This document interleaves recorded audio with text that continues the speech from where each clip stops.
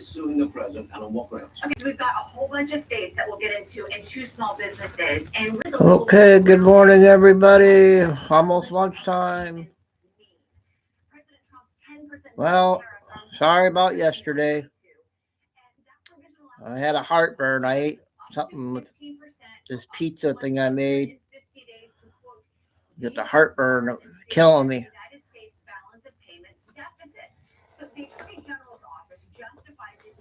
I feel much better today.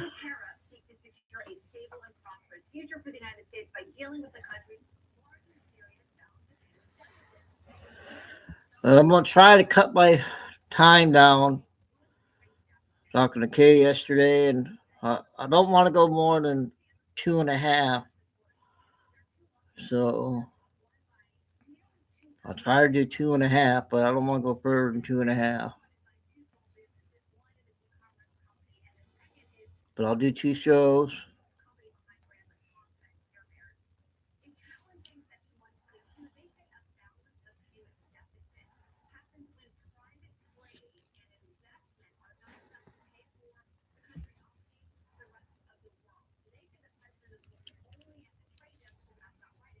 And glasses.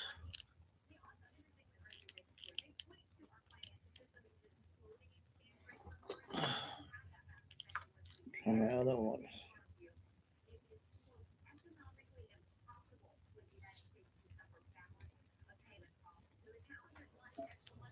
Yeah.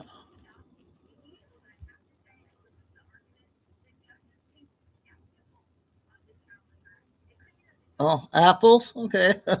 Thanks. Welcome. Alta? Is this your first time in chat? Thanks for coming in. And have you been following me for a long time?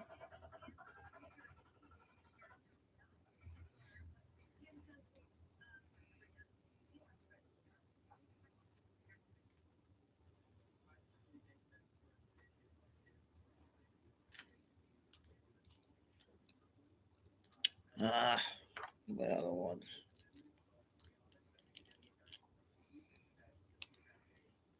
Yeah, I got Pepto Dismal help too a little bit. Mostly that helps a lot. But I'll try the apples. I never thought of that.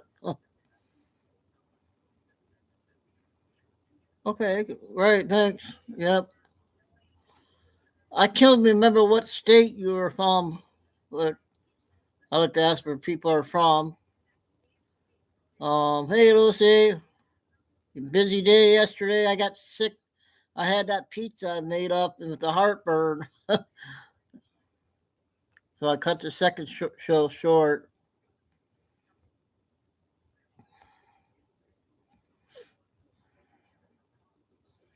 Oh, you are from Michigan? Okay. Are you down by Port Huron, Marysville area? Did you see Whitmer video yesterday on YouTube?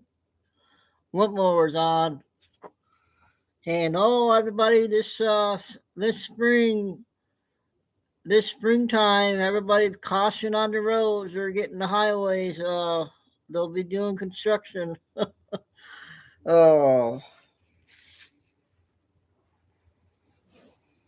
Yep, Grand Rapids. Yeah. So yeah, my times are different. I just come on when I can. When I have to leave, I have to leave, and on and on. I try to get 2 shows in every day, or each day.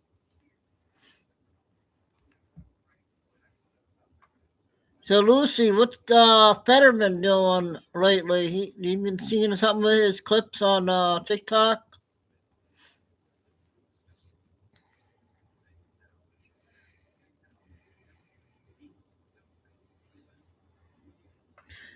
I said to everybody yesterday on the first show, or the second show, that all the mods were the first one in, and Carol said, Lucy's not here. And I told her, oh yeah, Thursday she works late.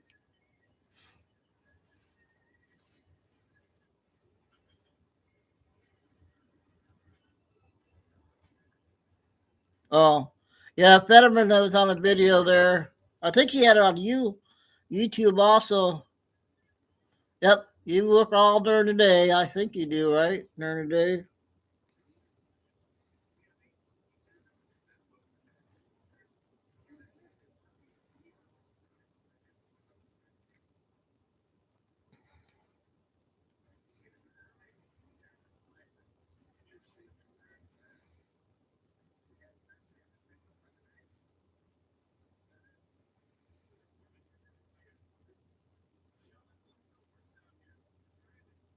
He'll say, that's all. You have to say that all the time. You always say that.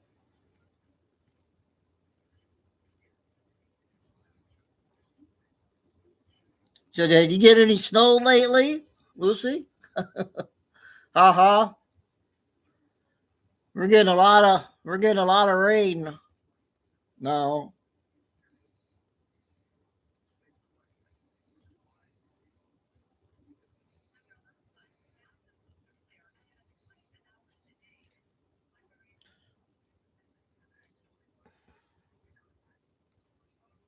So what do you guys think of Melania yesterday?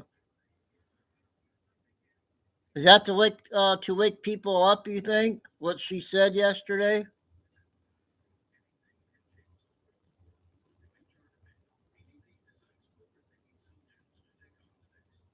Yep, Lucy.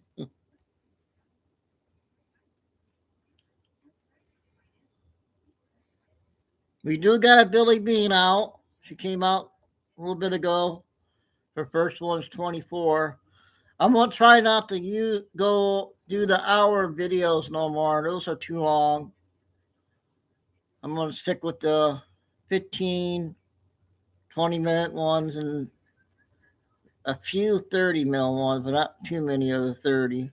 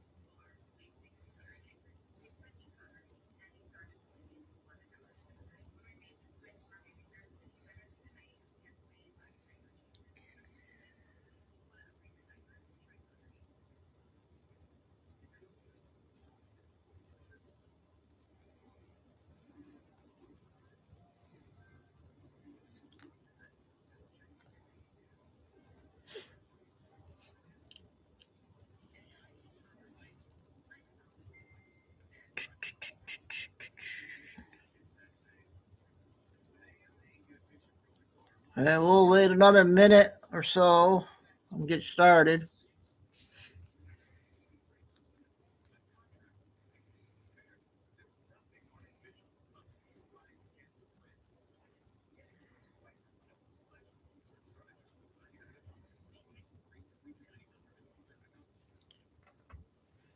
Oh yeah, Lucy, I got my shirt yesterday. I'm hoping to get the hat today.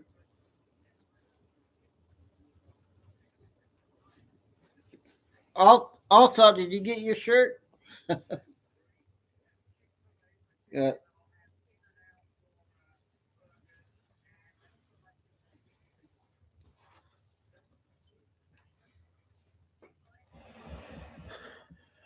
Hopefully, I'll get the hat this afternoon.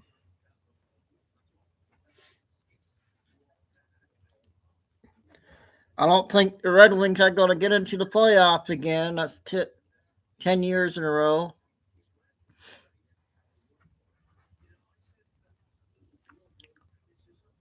Thanks, Lucy. Yep.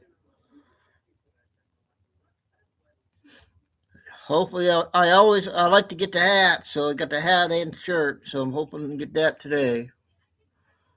Okay, well, it's about time to get to the show, and everybody's at work. Mostly everybody's at work, but hopefully they are listening. Tim should be coming in, and Paul. Hopefully Kay will get in. Carol and Flying Eagle's probably working. But we'll go ahead and get started. We got I'm gonna do the short videos first.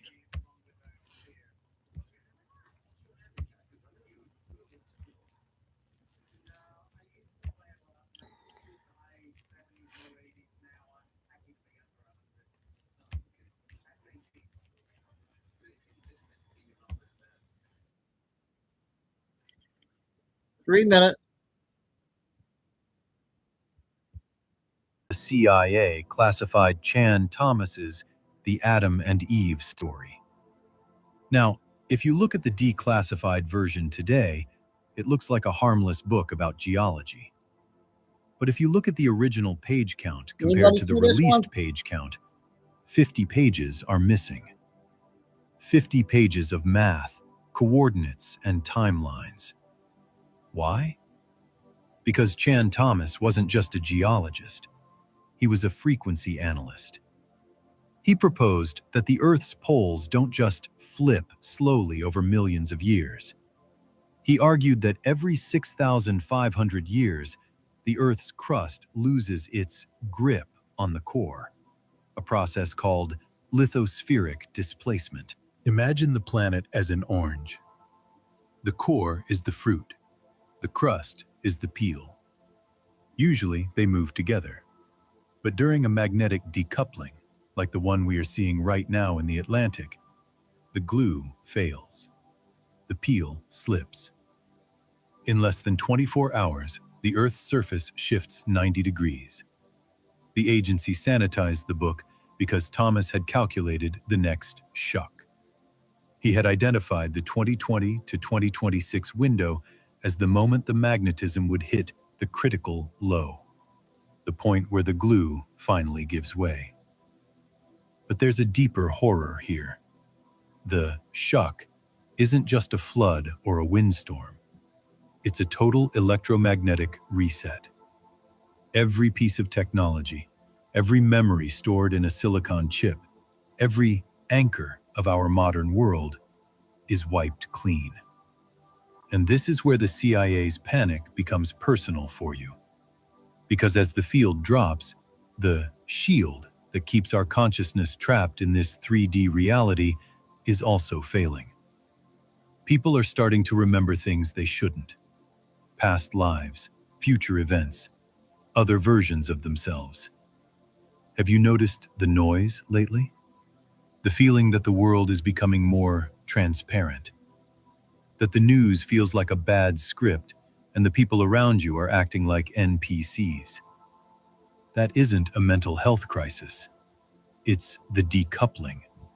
Your brain's hardware is designed to operate within a specific magnetic range, about 40,000 nanoteslas. Right now, in the South Atlantic anomaly, that number has dropped to below 20,000. In that low-field environment, the veil doesn't work.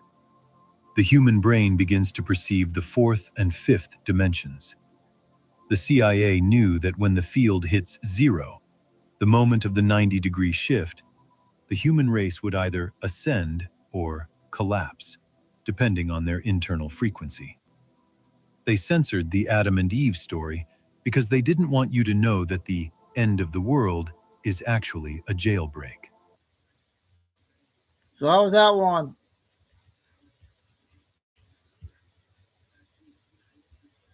Okay. What we got there?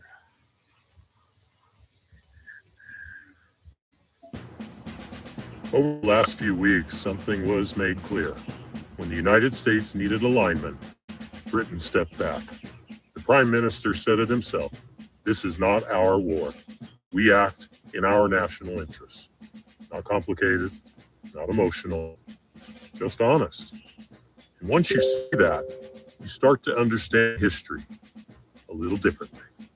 About 100 years ago, the United States military drew up something called War Plan Red. It wasn't a fantasy. It wasn't a threat. It was a contingency plan for a possible war with the British Empire, with Canada treated as Britain's forward base. Because at the time, American military planners understood something we've largely forgotten, that there are no permanent allies, only permanent interests. Britain wasn't an enemy, but Britain wasn't exempt from scrutiny either. War Plan Red wasn't about wanting war. It was about clarity, about recognizing that every nation, even friendly ones, ultimately acts in its own interests. After World War II, that mindset was abandoned. Permanent alliances replaced contingency thinking. Relationships froze. Interests were assumed to be aligned forever, simply because history said they should be. And that's where problems begin. Because when interests drift, and they always do, no one wants to say it out loud. Friendships become leverage. Dependence replaces honesty. So when people say what we're seeing today looks like America questioning old alliances, there's another way to see it. What if it's about reviving the discipline behind War Plan Red? Not to wage war, but to keep peace honest. Because when friends know you can walk away, they stop taking advantage. And when interests are acknowledged instead of ignored, alliances become healthier and not weaker. That's not hostility, that's respect. My friends, we are all anonymous, and history reminds us that what serves Britain, or any other country, does not always serve America. This is not our war. We will not be drawn into the conflict. That is not in our national interest. Okay, that was the mask guy. Not a good one. I got one more 2-minute one from him.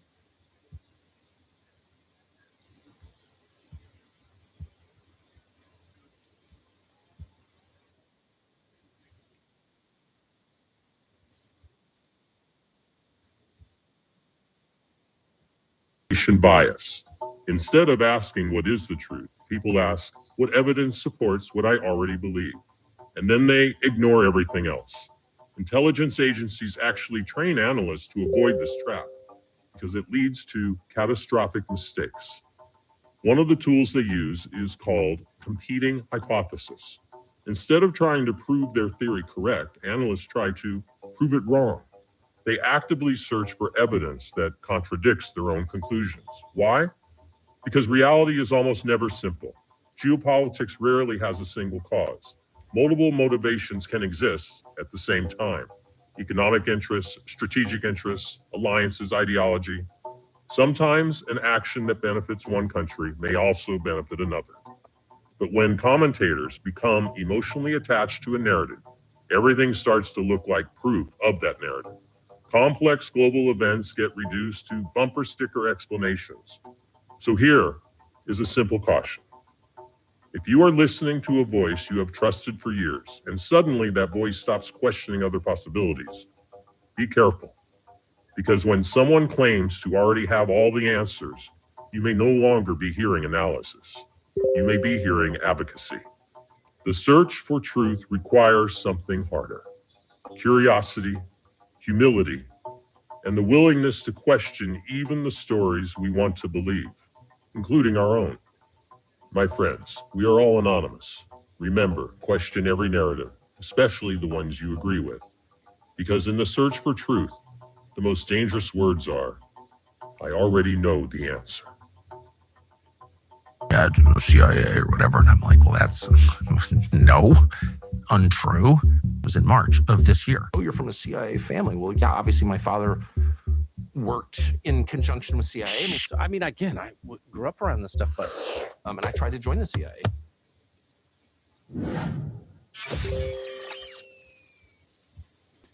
Okay, 2 from the mask guy. I got a minute clip.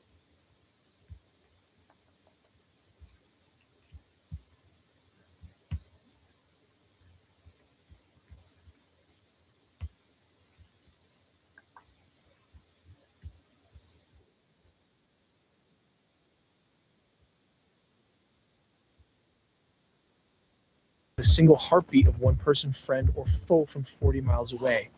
On April 2026, this concept became a reality. With this classified tech, U.S. forces didn't even need a radio signal. They could locate a single man hidden in a cave from 40 miles out, just by zeroing in on his heartbeat. Our 3D animators created a simplified model of this overclocked system to show how it works. It uses engineered synthetic diamonds to create a long-range quantum sensor. Strapped to a helicopter, it can detect the tiny electromagnetic pulse of a beating heart from miles away. So why use this specific technology to find the missing weapons system officer instead of the usual tech? Well, it is because infrared cameras and satellites are completely useless when your target is buried deep inside a mountain. In short, the CIA can now track your actual heartbeat. If you're a friend, this tech could be the lifeline that brings you home. But if you're the enemy, not even the caves or the desert can hide you anymore. That was kind of cool. I will play that again. So, why exactly is this considered the CIA's most powerful surveillance weapon to date? Well, it has the ability to track and lock on the single heartbeat of one person, friend, or foe from 40 miles away. On April 2026, this concept became a reality. With this classified tech, U.S. forces didn't even need a radio signal. They could locate a single man hidden in a cave from 40 miles out just by zeroing in on his heartbeat. Our 3D animators created a simplified model of this overclocked system to show how it works. It uses engineered synthetic diamonds to create a long-range quantum sensor. Strapped to a helicopter, it can detect the tiny electromagnetic pulse of a beating heart from miles away. So why use this specific technology to find the missing weapons system officer instead of the usual tech? Well, it is because infrared cameras and satellites are completely useless when your target is buried deep inside a mountain. In short, the CIA can now track your actual heartbeat. If you're a friend, this tech could be the lifeline that brings you home. But if you're the enemy, not even the caves or the desert can hide you anymore. That was cool. You guys think that was good?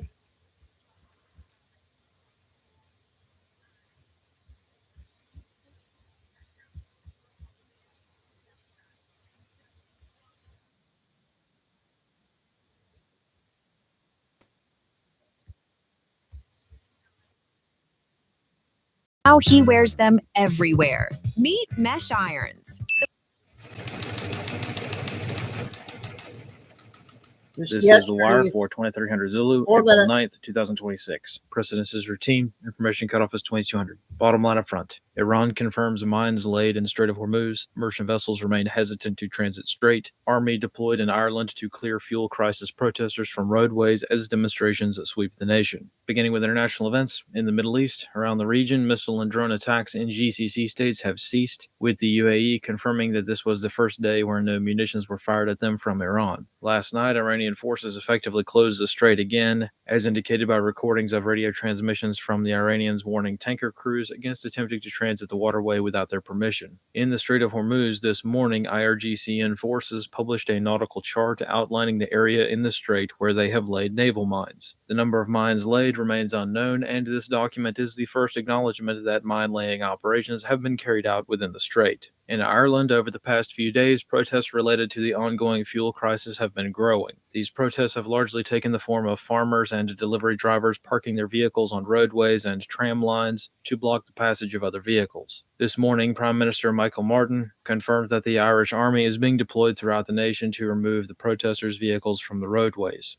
Analysts comment. The fuel crisis in Ireland is a complicated endeavor, and it's not entirely just about fuel costs at this point. Initially, protesters primarily have been demonstrating against rising fuel costs brought on by the war in the Middle East. A few days ago, this escalated when protesters took the accelerationist approach and blocked the entrance to Whitegate Refinery in Cork Harbour to make the price of fuel go even higher and thus make the issue everyone's problem. As a secondary result of blocking the entry and exit of vehicles from Ireland's only refinery, roughly 40% of Ireland's gasoline supply was cut off in an instant, and prices not only skyrocketed, but now the sheer supply itself is also running out. The tertiary effect of this effort has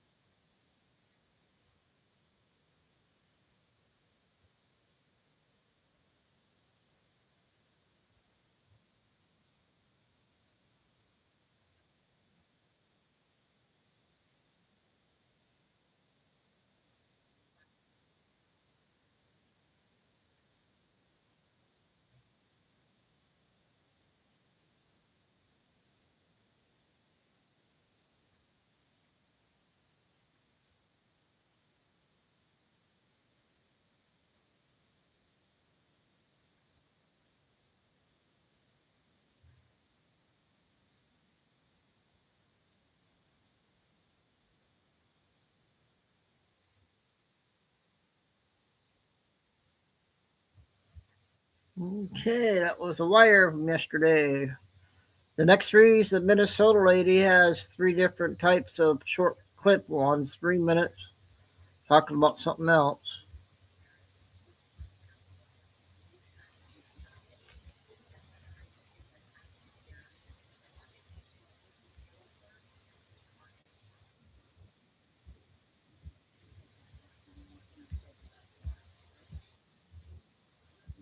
So say this exact phrase out loud right now to manifest wealth quickly. Most people are doing it wrong, but this changes your bank account and your wealth and abundance situation instantly. So money is simply energy. And right now, your energy might be blocked by your lack mindset or scarcity mindset. To unblock your energy, you must use a command that tells the universe that you are an open channel for prosperity. The phrase is this. So you're going to say this with me. I am a powerful magnet for large sums of money, and it flows to me from multiple Minnesota sources lady with with ease. three I'm clips. going to repeat it again. I am a powerful magnet for large sums of money, and it flows to me from multiple sources with ease. So when you say this phrase, feel the weight of gold and imagine deposits of money being put into your bank account. This phrase works because it removes the resistance of thinking that you only can get money if you work hard for every cent that you get. Instead, this phrase invites the flow of money coming into your life, the ease. She's talking about different stuff now. She always talked about the fraud. Now she's on a different subject, but I hope you guys like this next 3 clips on her. They're about 3 minutes each. That money comes into your life. You're moving from the hustle frequency to the abundance frequency instantly. So I want you to repeat that phrase 3 times before you go to sleep tonight to reprogram your subconscious mind so that it realizes that money can come to you easily. Money is energy, and you are worthy of receiving money. And then I want you to expect a financial surprise coming in very, very shortly. Is this okay? It could be a refund of money. It could be a gift of money or a gift of any sort. Or it could be a new opportunity that opens up for you. Maybe you win, a small prize, or maybe you bought something and you received and you won. Like maybe you bought a ticket on a prize and you won that prize. Something is going to come in to you, and you're going to receive something. So the more you trust this phrase, the faster the money appears. So make sure you say this phrase 3 times before you go to sleep tonight and watch how fast everything will shift. And in order to claim this, you must like, share, and follow me. So if you're not following me, make sure you follow me now. And in the comments, put down wealth is mine. And we are going to end this video with some affirmations. So say these with power and conviction. I am a money magnet. Money comes to me easily and effortlessly. I am financially free. My bank account is constantly growing. I attract prosperity every day. I am open to new income streams in my life. Money loves my company. I love money, and money loves me. I am wealthy and abundant in every single way. Wealth and abundance is my birthright. I am open and ready to receive it now. So don't forget to put in the comments that it is done. And if you need guidance, click the link in my bio, grab my money reset guide, because that guide will help you shift your mindset, resulting in shifting your reality, and everything will change very quickly. Again, believe in yourself. Okay, the first one. I got 2 more.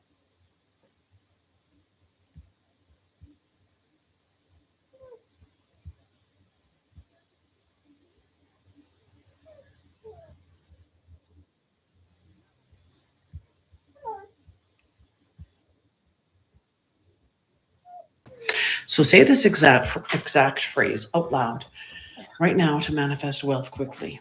Most people are doing it wrong, but this changes your bank account and your. Okay, I think that was.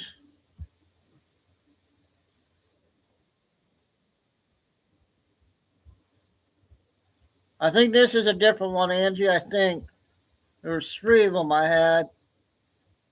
Track manifestation command. If you're tired of waiting for your manifestations to come in, I want you to say this one sentence to manifest your desire at lightning speed.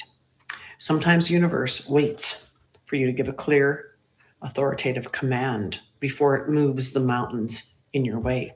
So if you don't ask for whatever it is you desire, you're not going to get it. You need to ask the universe and make sure the universe hears what it is you want. You're going to use the power of now to collapse the time between your thought and the physical result. So I want you to tell the universe, and you're going to say this: I command my desire to manifest now for the highest good of all involved. So you're going to say it again. I command my desire to manifest now for the highest good of all involved. So when you're saying this isn't asking for a favor. It is claiming your reality as a conscious creator. Notice once you say this statement, how your body feels when you speak with that level of certainty and authority. If you know for a fact I feel better that today. what you asked the universe for is already yours, and there is no doubt in your mind that it belongs to you, it's amazing how your energy and your frequency of your energy rises. That feeling of command is what creates the fast track effect in the spiritual realm. So when you stop begging and start commanding the universe to give you what you want, the laws of physics have to respond to your vibration. So ask for what you want. Don't be scared. You will see a sign that things are moving faster than usual within the next 24 hours. There'll be more opportunities that will open up for you. Doors will open. Positive things will happen in your life. So watch for them. Don't expect them, and don't say, well, why isn't it coming? Don't do that. Just be aware of the synchronicities and the things that are happening for you, and stay in this high vibrational state of knowing that what you've asked for is on its way to you right now. So in order to claim this, I want you to say in the comments, I believe in the power of manifestation, because you can manifest whatever it is you desire, but you have to believe it. And in order to claim it, you must like, share, and follow me. So if you're not following me, make sure you follow me now. We're going to end this with some affirmations. So say this with power and belief. My manifestations are instant. I am in control of my life. I am the creator of my reality. Opportunities come to me easily and effortlessly. I manifest with lightning speed. My word is law, and time is on my side. I am in total alignment with the universe. The universe responds to everything that I ask for. I receive my blessings and my desires and my wishes quickly. I am open to receive my blessings now. Thank you, thank you, thank you. Now, if you need to help with shifting your mindset, and grab my money reset guide, because it will help shift your mindset, which will in turn shift your reality, and your manifestations will come into being a lot faster. Have a wonderful day, and don't forget to believe in yourself, because you are worthy of receiving whatever it is you ask for. Bye-bye. So how did you guys like those 2? Yeah, I'm doing shorts for a bit here. I got another 2-minute one.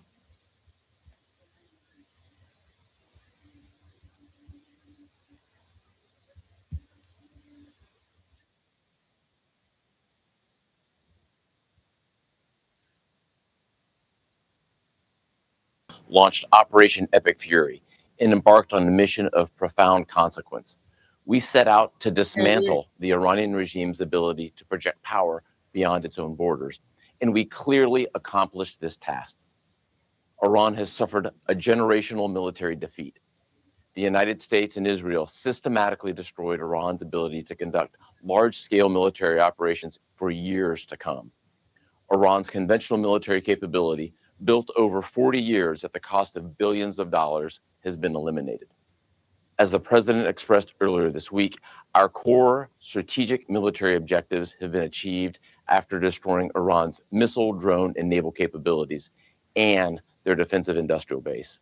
After successfully conducting more than 13,000 strikes on Iranian military targets and flying thousands upon thousands of combat flights, U.S. forces have paused offensive operations in accordance with the ongoing ceasefire.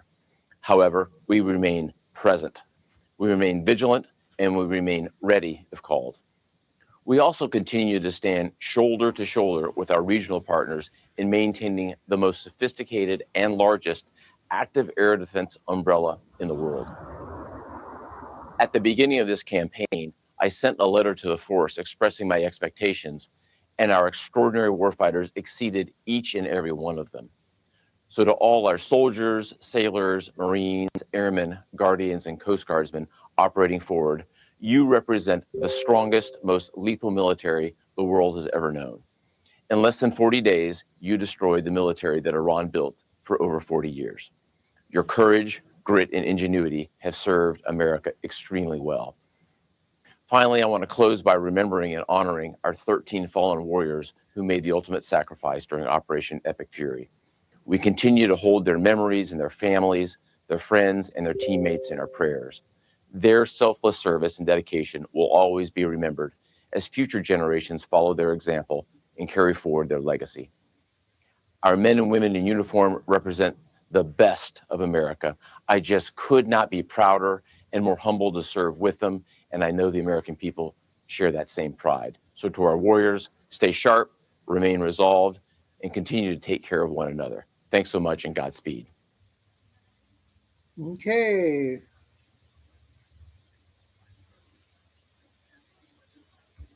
Military update one there.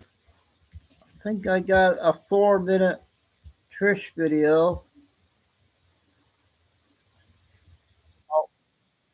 10 minutes.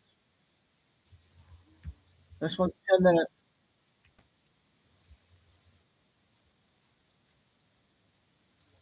It's the kind of thanks we get. Hey, we're out of here, right? Bye, bye, bye, bye. Is the world safer today than it was before the war was started? Absolutely. Because, and this is thanks to President Trump's leadership, degrading these capabilities is really very important for your and my safety here in the US, in Europe, in the Middle East. Yeah, don't you think? I think so.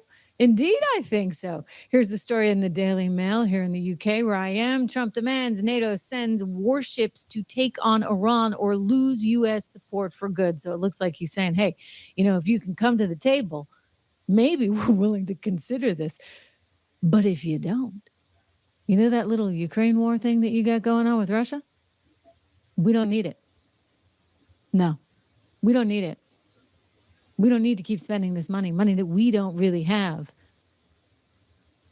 on your pet projects when you can't even allow us the use of our own bases or our airspace.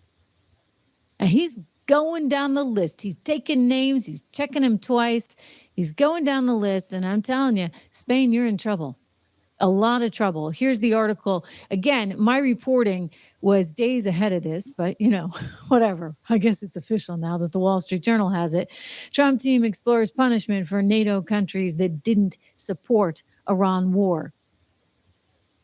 Okay, we've got France. We got Spain, loud and clear. He already talked about tariffs for Spain. And then we've got the UK. He wanted the use of the island, Diego Garcia. And you heard him in that soundbite I just played for you. They wouldn't give us the island. I'm terribly disappointed. He said, yeah, I'm terribly disappointed too, because what have we been doing all these years? It's all in name only.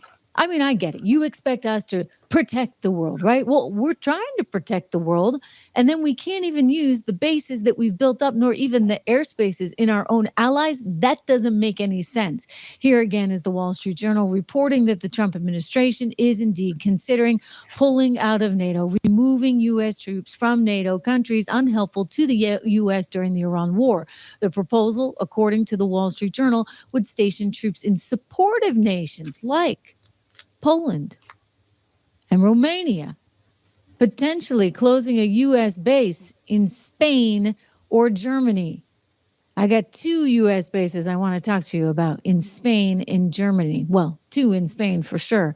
I'm going to be near one in the next few days. White House Press Secretary Caroline Leavitt said NATO turned their back on the American people over the last 6 weeks. And guess what? We can turn our back on NATO just as easily. And when we turn our back on NATO, it's a lot more painful than when they do it. So they ought to be able to think through some of the ramifications of some of this, but no one said they were smart. Hey, if they were smart, for goodness sakes, Germany, if you were smart, you wouldn't have been relying on Russia now for your natural gas, now would you have? No, because that was definitely not smart.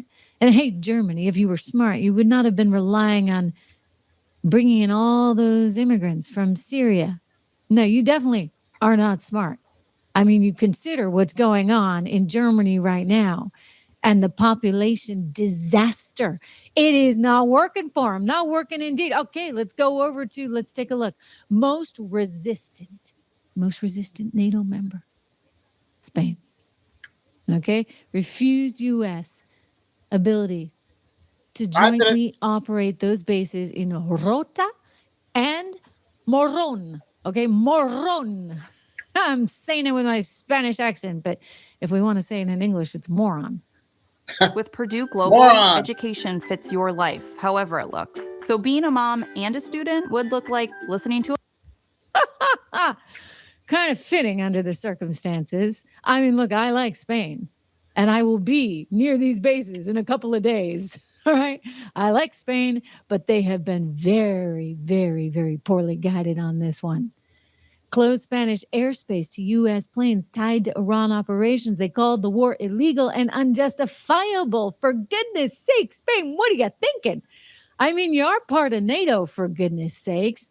Jeff Iverson, good to see you in the chat. Thank you for the generosity. I'll tell you, unbelievable stuff. Then you've got less helpful, resistant NATO members. We got to go in scales here, right? Because Spain's the worst, and Spain is going to feel it. I think the one in either Morón or Moron or Rota is going to be closed. I do think that that's coming. I think both of them could wind up being closed. We've got less helpful, resistant NATO members such as France and Italy. I mean, Italy, Georgia, Meloni, where are you when we need you? I thought we were on each other's side. She seemed so promising. You know, the way she looked at Elon and everything. So much for that. You know, maybe he's just got a few too many kids for her. Anyway, you've got France and Italy. They have been not so helpful. You got Turkey. Well, we know what Turkey's going to do, right? You know what Turkey's going to do. You got many others, basically, that have not been cooperating the way we thought. And it kind of stinks. It kind of stinks. But again, I go back to Spain being the most resistant member. And they've got 2 critical bases in some pretty important places. Let me see here. I've got a map on it. You've got the base in Moron, and then you've got the base in Rota, and that's the naval base. And the reason this one is so important and so critical is because it's actually at another strait, not the Strait of Hormuz, of course. Ooh, that's a big map. But take a look at that one. In Spain, you've got this particular base there that's, again, you can see it. Rota, as it's known, that Rota, which is near Cadiz and near sort of Gibraltar, it's right by the Strait of Gibraltar. So, you know, historically, that's been kind of a good place for us to kind of hang out because you get a lot of key areas there, key seaports. And so we like to have a presence there. But what good is the presence when you can't even get to it? Okay, then it doesn't do us any good at all. And so we find ourselves today basically having years of frustration come to the surface. They didn't help us in Iraq. and they're not helping us in Iran. They spend all of their money on social services, by the way. I mean, maybe they get something for their social services, unlike us, where we've got empty daycares and hospices where people live forever. maybe they get a little something more, which would be nice. But they do have a problem, you see, because they have imported so many people from the Middle East and from Africa, and they're having a terrible time trying to assimilate these cultures. And instead of like recognizing, gee, maybe this wasn't the wisest thing to do, what do? They import more. They import more. And then they take more from their people and they divvy it up for all these social services. And you have people in these communities. Belgium's a great example. You go to Brussels, it's 70% migrant, primarily from the Middle East and from parts of Africa. They're not integrating with the rest of the population. And so here you are 5 years out, 10 years out, and you've got the majority of people that came here as migrants into places like Brussels still on welfare. It's kind of like, oh, I don't know, what we're seeing in the U.S., kind of like what we're seeing in the state of Minnesota. So there's a similarity you see going on. We've had it with NATO. We've had it with California. $180 billion, it's estimated, has been lost thanks to one Gavin Newsom's poor management. And we've had it with Minnesota and the likes of Timmy Walz and Keith Ellison. And especially, that's the one that I'm wondering if she's in on it, whether she's a money laundering queen. It's alleged that she might have known a little bit more than she's letting on, one Ilhan Omar. So we do have some similarities between all of this, and it is time everybody wakes up. And somebody's mentioning that there is a Universidad de Morón in Buenos Aires, Argentina. That is so interesting to know. Thank you for the generosity. And it's kind of funny. I mean, it means something else in Spanish, obviously. So we're just having a little bit of fun with it. But yeah, the University of Morón. I like Buenos Aires, though. Listen, and I definitely like Javier, right? Like he's doing some really good stuff. But it's the same kind of thing where he's waking up to the process of you can't fleece the people. You can't be on the take. And I don't care whether it's us and our generosity with NATO or us with our generosity with U.S. global aid, AID, or I don't care if it's us and our generosity with California and Minnesota. Enough is enough is enough, which is why he was elected. All right. The first Trish video of today, that was good. So the next three is going to be Captain Kyle and the XQ report, or we'll do Captain and then Billy Bean and then the XQ report. Kay should be coming in. I told her I was playing Captain Kyle.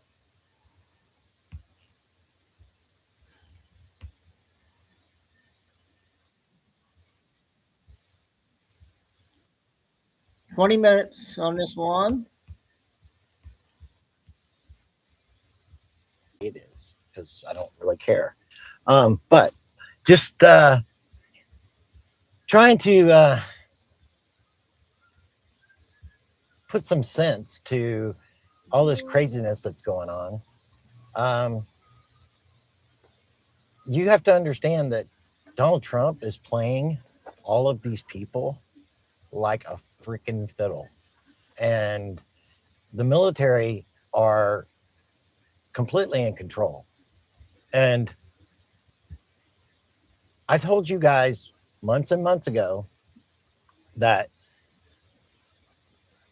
okay, thanks, Kim. This year, too long videos people's he plays. hearts were going to be revealed. Their intentions are going to be revealed. And we're seeing just that very thing. Tucker Carlson, Megyn Kelly, Candace Owens, and all these other guys are basically showing exactly what they're truly about. And they're not about our country and becoming free. They're about making the almighty dollar for theirself and creating as much chaos in the process for money. They're being called out for it. Anytime you can go back and look at a person's past of their ideologies, their narrative, their beliefs, and then all of a sudden they do a 180 completely, and it does not make any sense whatsoever. They were playing the entire time. It was always about money. They were doing the things that they were doing for money because that was benefiting them then. They're always looking to see how they are going to be benefited in these situations. When exposure comes, it is hard for people to grasp it, because it's like, I believed in that person, I trusted that person, and all of a sudden they're done a 180 and I don't know what to believe anymore, because now they're not actually speaking facts. They're supporting a narrative that seems to be a narrative that doesn't align with what's really going on, and they're trying to do everything that they can to support the narrative instead of only looking at the facts. That you should question. I've always asked you guys to always question everything that I ever tell you guys. Don't believe me. Go out and do your own research and look at these things up that I tell you. Yeah, there are some things that I get spiritually, and that there is absolutely no way to be able to validate it unless you are able to get confirmation in the spirit. Plain and simple. And I understand that. And I don't expect for you just to wholeheartedly just believe on faith, because we're not supposed to. Question everything. But whenever we have put our belief in what we're doing, then we can't be blown around by every little wind blow of the mainstream media, these influencers and all these other individuals, because they're doing it for money. Plain and simple. And this is the difference, is when you start having all of these sponsors and people that pay you big money, they have influence on what you say and what you don't say and how you say it. That's why I've never had any advertising.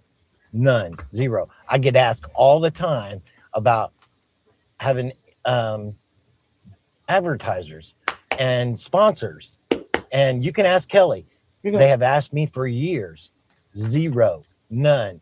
This all comes from me working at my normal job, paying for absolutely everything, paying for stuff for Kelly, paying for this platform, paying for all of my stuff. It all comes out of my pocket. So nobody can influence me at all. And I do not. And Intel is free. Come to my channel, right, you God? I never ask for money.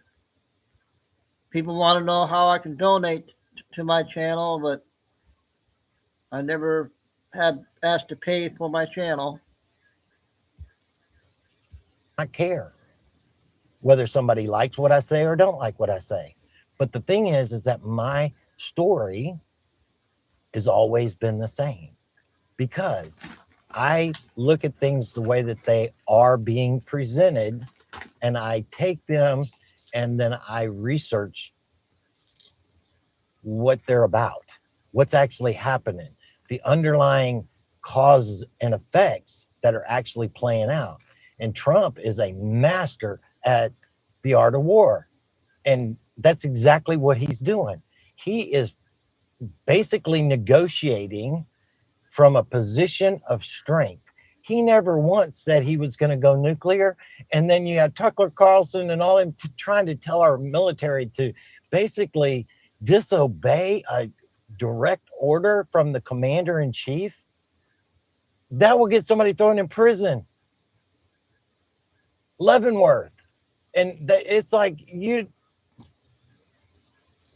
have to understand that these people are getting paid and getting paid a lot of money, because I've been offered 7 figures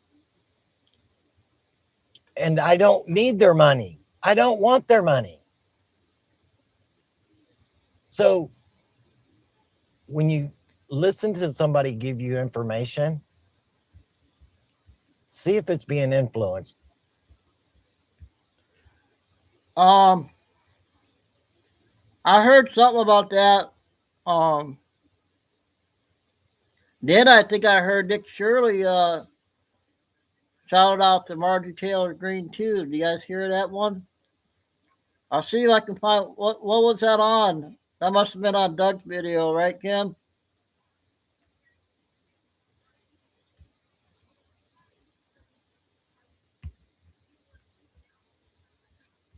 Then by what?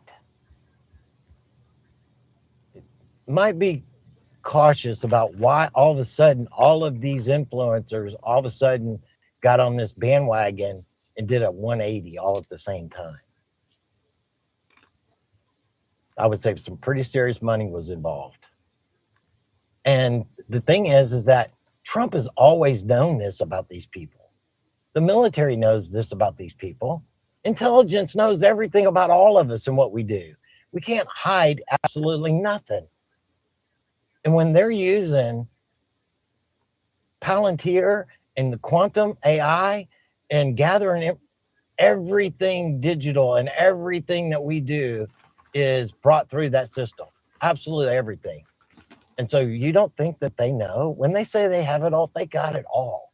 And so it's like when this stuff is going on in Iran, it is not what people his videos too are long. being shown. Our military is 100% in control over there. We have decimated their entire military apparatus. And it's like when our plane went down over there, they have shown technologies that they weren't ready to show people because they just want people to know the things that they can do. Because normally when they actually use these technologies and they get questioned about them, they deny. But they didn't this time. They let it out. And the crazy thing about it is that they got hit, that plane got hit by a Manpad, which is a shoulder shot rocket. And basically at that point, there's no freaking radar involved or nothing like that. It's you came by a place in the wrong place. When somebody had a missile, they shot it at you. And there ain't a whole lot you can do with that. Hopefully you can miss it, but they weren't expecting that to actually happen. So it happened. But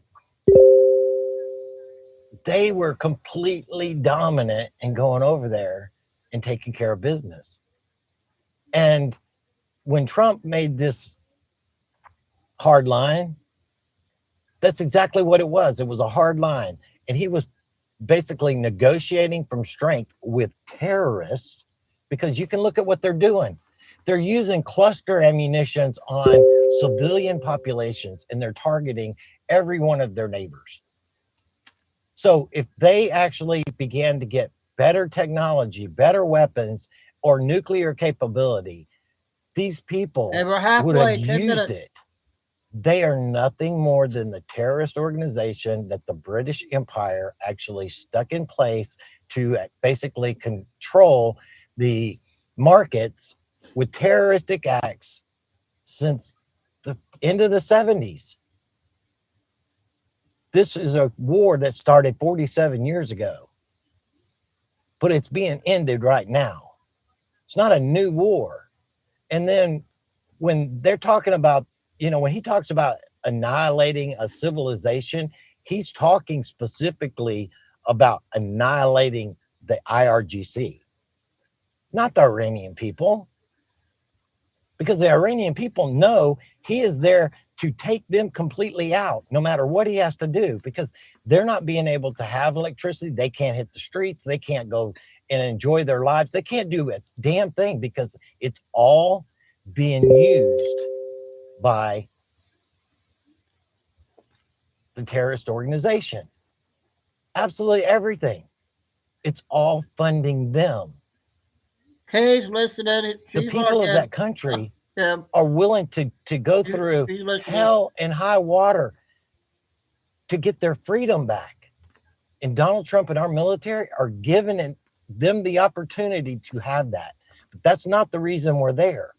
There are also technologies that is underground. That's real reason, because there's a Stargate. This is ancient Persia. There's technologies underground there that things are happening that are way bigger than what you're ever going to be told right now. But it has to be done. This is the time to do the things that must be done. And in doing so, Trump is using everything he's doing to expose the NATO countries, what they have done, what they have not allowed us to do, and expose them for exactly who they are. Everything is about exposure and to eliminate.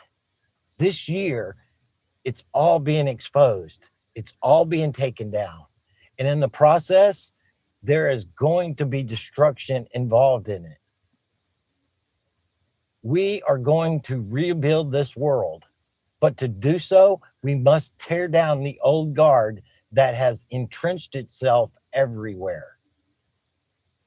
And we must go through some pain to rebirth what we're going to go through. And we can't be all fickle in what we fundamentally believe. We have to have a foundation. And we've been trying to lay that foundation with you so that you don't go and get distraught by every piece of bullshit news that's put out there. And then all these people, calling for the 25th Amendment, that Donald Trump is crazy. He's a crazy man. He's going to nuke the world. He's going to nuke them all.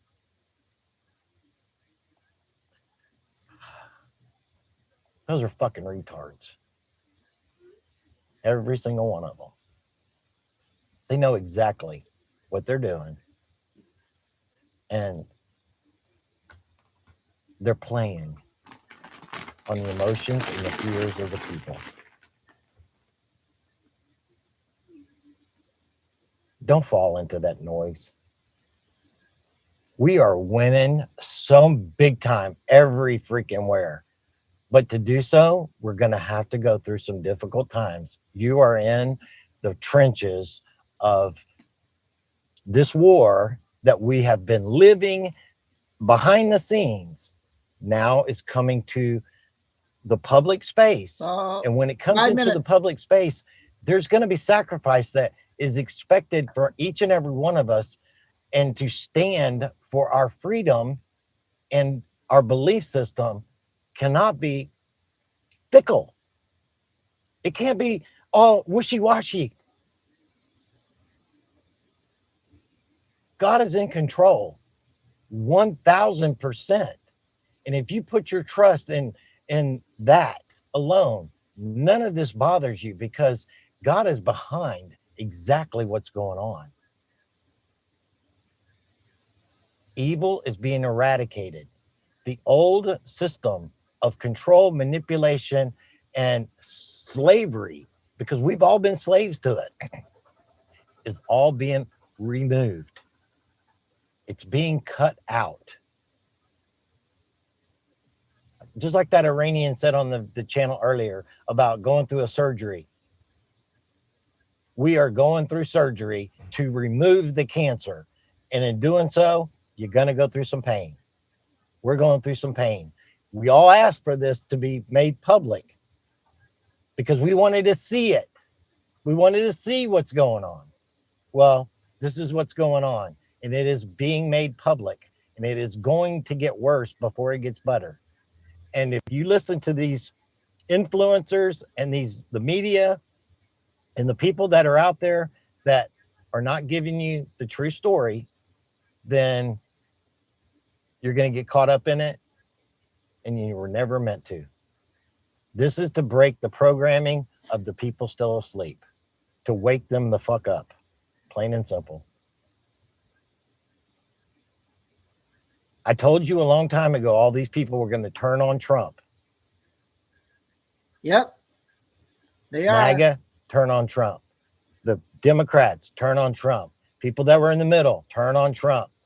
Think he's crazy, not knowing what he's doing. But the thing is when he's done, when the military's done, they're going to know just what he was actually really doing. This is the art of war. 100%.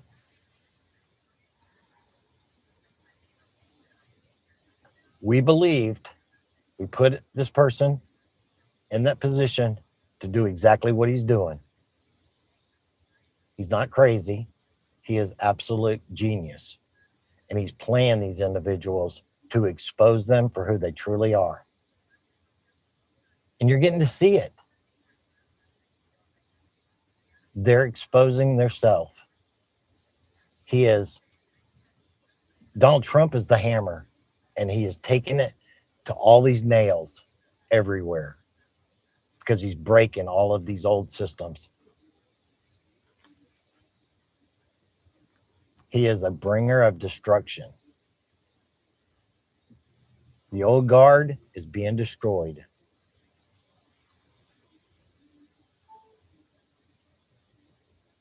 Stay true. Look at the facts and don't listen to the noise. Spend time with your father and know what your truth is.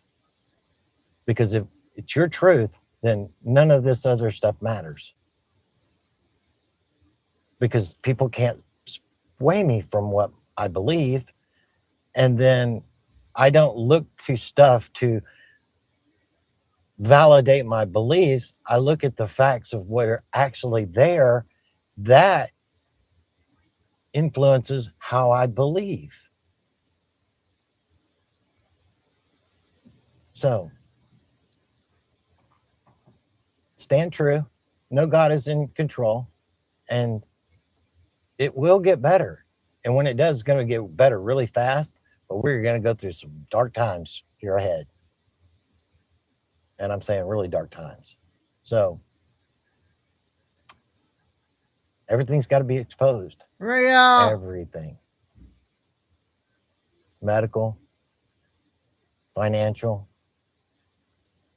media, everything.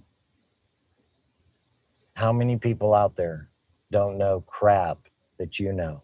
Because you are way ahead of the curve. So, be the lighthouse. Be that foundation so that you can help those people around you in your circle of influence. But don't be a person that gets caught up in the noise, runs around like a chicken with its head cut off because of something happened today. Because whatever's happening is supposed to happen exactly the way it's supposed to. I guarantee it. I love you guys. Talk to you soon. Come call out. Okay, another powerful one from Captain Kyle. Now we got another one from Billy Bean now. 24 minutes, and then we'll get to the X2 report and then do a few more after that.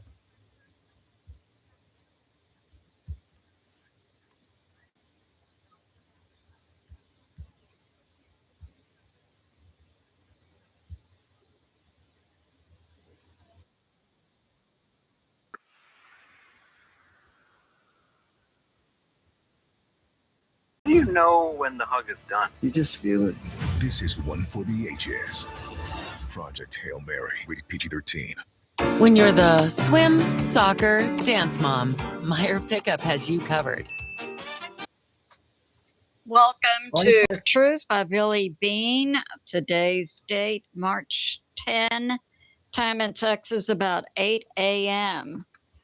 And some of the things we'll talk about today, Artemis splashdown tonight, and President Trump, NATO, and Iran, the U.S. military, ghost murmur, and another U.S. and Iran meeting coming up, and China. So we'll begin with space weather. Where the sun is quiet, we will have solar wind coming in, bringing us tonight a low-level G1 geomagnetic storm. And we have this from Stephen Burns about Artemis. Why do you not see stars in some of the pictures? And it has to do with the camera that's being used on the Artemis. And the Artemis splashdown near San Diego will take place tonight about 5:07 Pacific time. In Texas, that'll be about 7:07. So it also would be good to pray about 6:30 Texas time for a safe splashdown for the Artemis. When the Artemis begins to come into the Earth's atmosphere, part of it goes off, leaves just the small capsule with the 4 astronauts inside. And it's critical that as the Artemis comes into the Earth's atmosphere, that it hit the atmosphere at a certain angle to make it safer for the astronauts. As the capsule comes further into Earth's atmosphere due to friction, the capsule will be surrounded with fire. And this is why it's critical that it come in at a certain angle. Then as it descends further down, the fire goes out, parachutes come out, splash down in the Pacific Ocean near San Diego, where the U.S. military is pre-positioned to pick them up. So it's very exciting. And I was praying for the Artemis and what I got from God. Apparently America is on the right path that God has put forth. This includes taking down Iran. And what I got from God was everything America touches will prosper. So thank you, Jesus. And now we have some news, BP Earthwatch. We know that the only party observing the ceasefire in Iran has been the U.S., and that big hits have been made to Israel by Iran, and that Israel continues to hit Iran's proxy Hezbollah in Lebanon.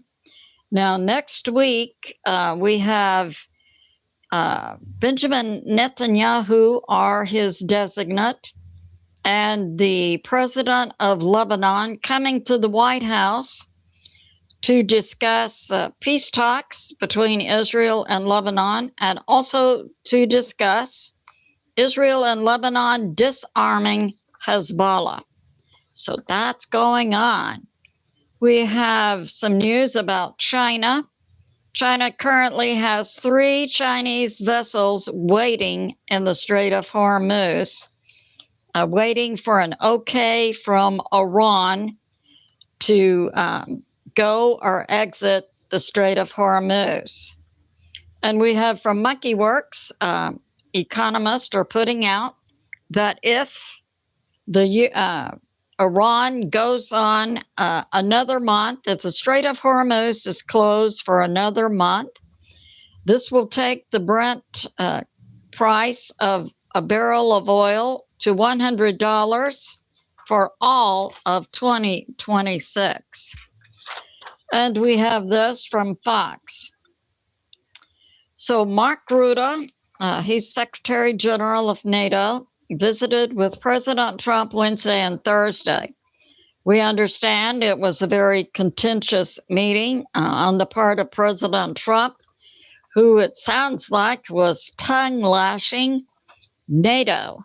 President Trump has indicated he wants concrete agreements by the NATO nations regarding Iran. We know, as I put out in my last video, because NATO nations closed U.S. bases to the U.S. military to hit Iran from Europe, then the cost to the U.S. military was probably billions of dollars, because the U.S. then had to stage their flights from the U.S. 18 times 30-hour flights, all because the NATO nations do not support America. And many Americans, including myself, believe that we should get out of NATO. And President Trump was very disappointed with the response by the NATO nations and their lack of support for America. President Trump will retaliate against NATO nations, and it is now considering pulling troops from NATO nations. Let the European pukes defend themselves. And we currently see 3 Russian subs off of the coast of the UK. And the UK has put their ships in that area. And we heard a representative of the UK boasting that, yes, the UK was defending UK bases in the Middle East. Why, they have 1,000 troops spread across the Middle East. Okay. And we have this. Also, Israel has blown up in Iran a Chinese-built and paid for railroad that now is costing China $6 billion. It's a complete loss. And we have Russia and Ukraine taking a 32-hour ceasefire from about midday Saturday through Sunday to observe the Orthodox Christian Church's time of Easter. From Breitbart, we have that Israel and Lebanon will negotiate next week at DC, disarming Hezbollah. And we have this from Tusi TV. The IRGC factions, they're engaging in fistfights out on the streets.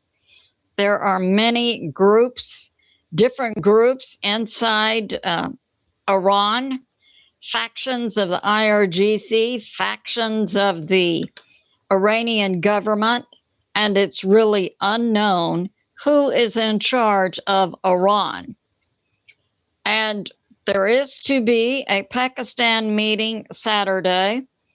Vice President J.D. Vance took off in Air Force Two shortly ago today to make the meeting. He's going, I believe, Steve Witkoff, Jared Kushner, and some of the people they will be meeting with is Foreign Minister, Iran's Foreign Minister Arachi, Iran's President Pagosian.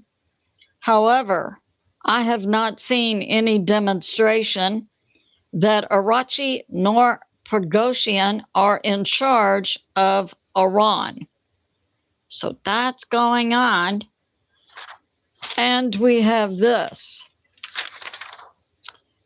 We have Thursday night, Iran hits Israel, Tel Aviv. And we saw also Iran hitting in Erbil, Iraq, a U.S. military base. However, that base has been evacuated for weeks by the U.S. military. And we have inside Iran, the Iranian people, the CIA, and Mossad making hits on various locations last night inside Iran, hitting locations in Tehran, the capital, and Tabriz. We have President Trump stating that the U.S. military will engage in a lethal prosecution of military force against Iran. And it is my perception that the ceasefire is giving the U.S. military an opportunity for rest as they continue to send more troops and equipment to the Middle East. And we have our own great military loading up, resting, ready for the second hit. And we have that Starmer, he's the leader of the UK, a traitor, I believe, to both the US and the UK, says that we in the UK brought about a ceasefire in Iran. Shut up, Keir Starmer. Hey, and we have this Reza Pahlavi. Now he is he's Iranian. His father, the Shah, was a leader in Iran in the past before the Islamic Republic came to power 47 years ago. Reza Pahlavi is being supported and backed by the U.S.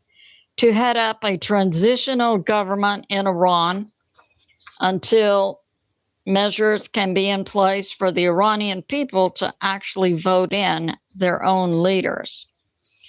So he has given a message to the Iranian military, which is separate from the IRGC, to unite with the people of Iran and take down the IRGC. I use PayPal to buy this ticket. I'm paying it off over time. No fees, no interest. You know what else has no interest? And the America and the Iranian people will remember who was on our side. And this is a reference to the NATO nations who slammed the door on America in our takedown of a communist government in Iran. And as communism and as a Christian prophet, Dutch Sheets, said, he supports the war against Iran, and that the only thing you can do with Hitler's is to destroy them. We have Admiral Cooper, head of CENTCOM. There have been 50,000 U.S. troops stationed in the Middle East, and we have more that have been pouring in this week since Tuesday. Epic Fury has accomplished its military goals since February of 28. So I suspect that we may see, if Epic Fury has accomplished its military goals, I believe we may see a new operation beginning very soon. From Benny Johnson, we have that President Trump and the U.S. military are hot after the intel leakers who put out, we had that crash of the F-15 Strike Eagle. The pilot was rescued almost immediately, but the WESO, the weapons system officer who landed some distance from the pilot, was able to get away from that area, and we know, and scale a mountain. Well, there was an intel leak that there was a second person on the Strike Eagle 15, and that tipped off the Iranian government, who then mounted a search for this missing WESO, weapon system officer. So the leaking of this information endangered the life not only of the WESO, but also of the U.S. military, who engaged in heavy firefights and took heavy fire rescuing the WESO. So I hope President Trump, when you find the bastards, bastards is from Deuteronomy chapter 17, meaning not of God. When you do locate these leaker bastards, that they are prosecuted to the full extent of the law. And we're hearing out of Fort Bragg, several arrests have been made of contractors, and that the FBI has also arrested someone who is a former SOCOM employee. So some arrests have been made. We have this. We saw yesterday Melania Trump come out and give a statement regarding Epstein, stating that she met Epstein in 2000 at a party, and that she had no involvement with Epstein, his island, and other locations. And she and her attorneys have successfully sued, several businesses and an individual for defamation, putting out lies that she was somehow involved with Epstein. These successful legal actions took place against Daily Beast, James Carville. He's a former Democrat Party publicist, and also HarperCollins Publishing Company in the UK. So that's going on. And we have this from Fox. So we have in the state of California, we are seeing some arrests for Medicare, Medicaid fraud. And this centers $50 million of fraud for hospice care. But I submit to you, in California, this is just the tip of the iceberg. And join Planet Fitness for 1 cent down, $15 a month. No commitment. Deal ends Friday, April 10th. Do you have cavities or holes in your teeth? Bad breath or yellow teeth? Don't pull your teeth out. We see that the federal government believes this is the tip of the iceberg.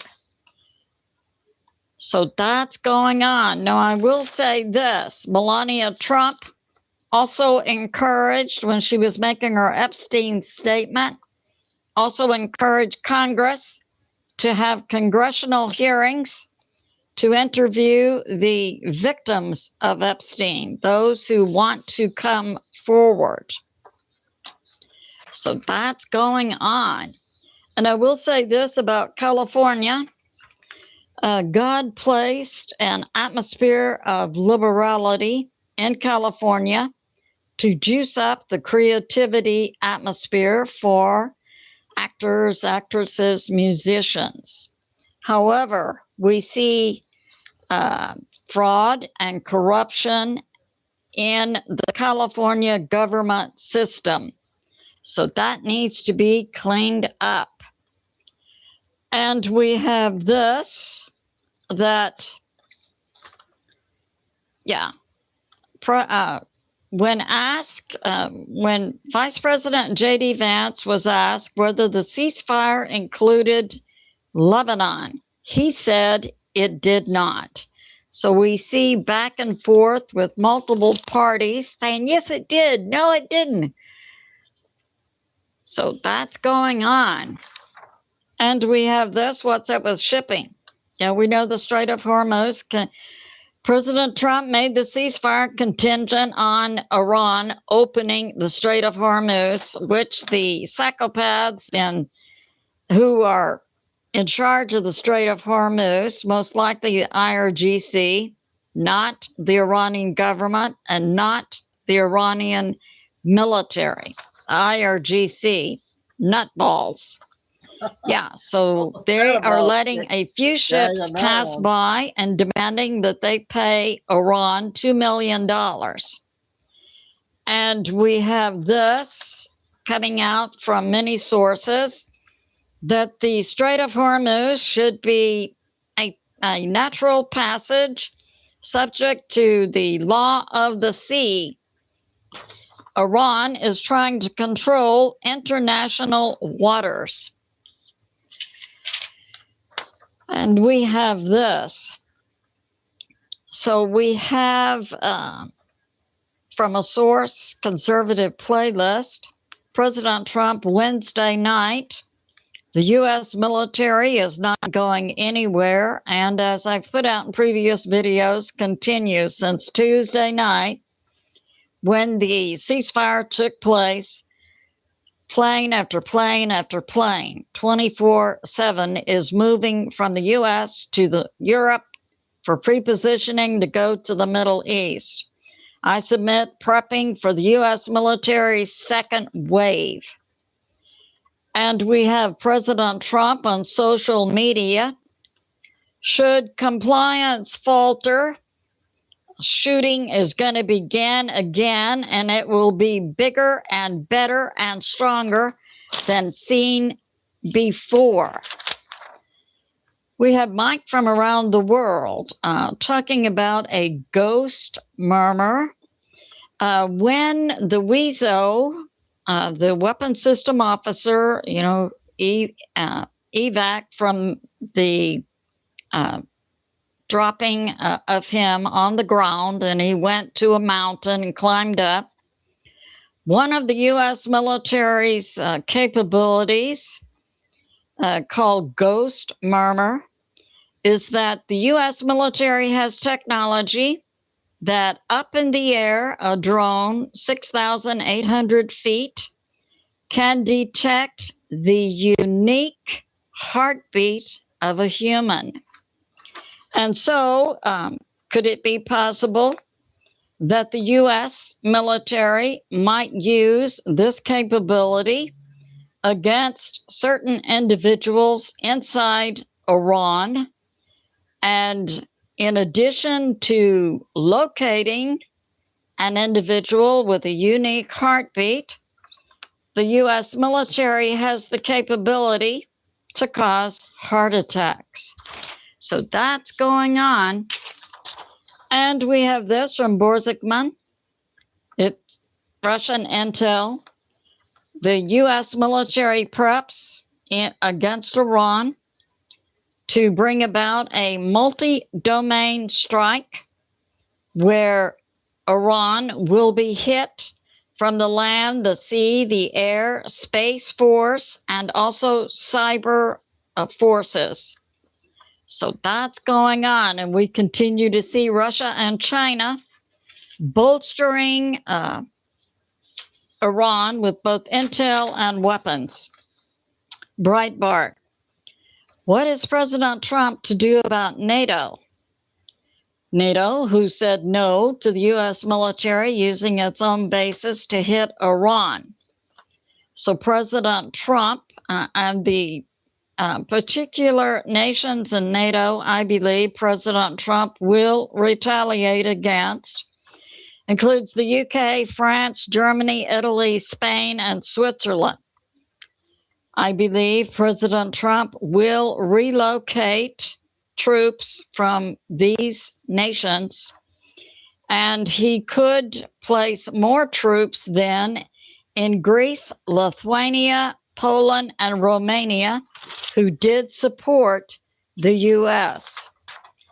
And we have this, President Trump on Truth Social says NATO wasn't there when we needed them, and they won't be there in the future for us.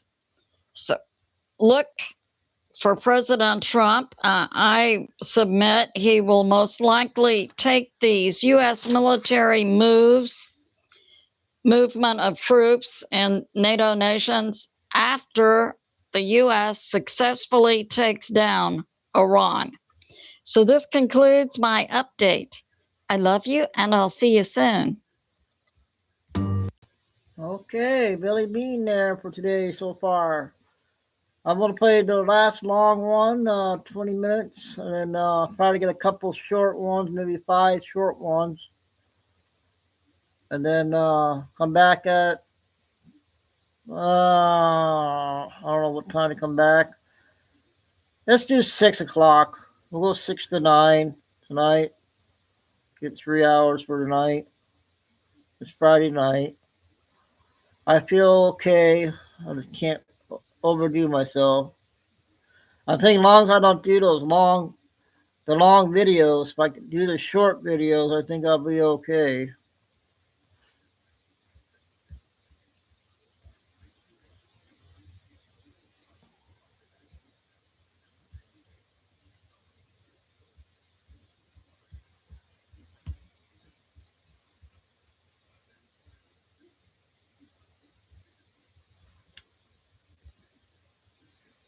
Oh, what did I mess up on the XG report? Dang it.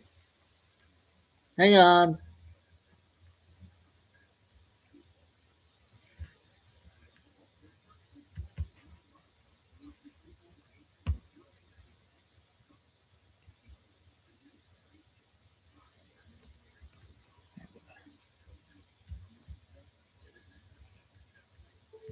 This is from yesterday, I believe. One is 24 minutes.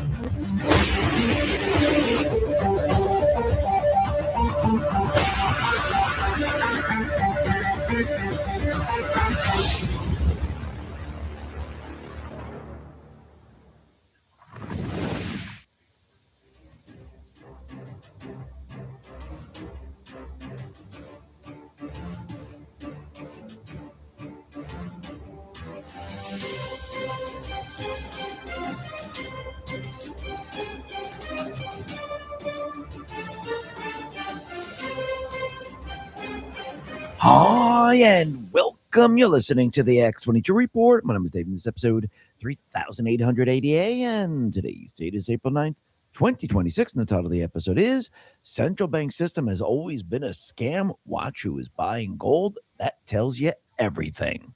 Now, we all know Wall Street doesn't lose money on sell-offs. You do. They create the panic, wait for you to dump your position out of fear and scoop it up at a discount. The big banks aren't selling their gold. They're buying yours. Every time the headlines scream, regular people sell, every time regular people sell, the institutions are right there, waiting with open hands. You build portfolio insurance for a reason. Don't let a red day hand it over to the people who cause it. That's why I tell people to talk to Noble Gold Investments. They will help you build a long-term plan and, more importantly, help you stick to it when the noise gets loud. The miners' up and downs, that's weather. The long-term trend, that's climate. And the climate has been favoring gold for 5,000 years. So the next time you see a dip and you feel that knot in your stomach, ask yourself one question. Am I making this decision, or is Wall Street making it for me? Don't let them shake you out of the position you built to protect yourself. That's exactly what they want. And right now, all new qualified accounts receive a 10th ounce American Gold Eagle as a thank you. Real gold in your hands. That's the whole point. Go to x22gold.com. That is x22gold.com, or just click the link in the description. And remember, past performance may not be indicative of future results. Investing in precious metals involves risk. Consult your financial advisor before making investment decisions.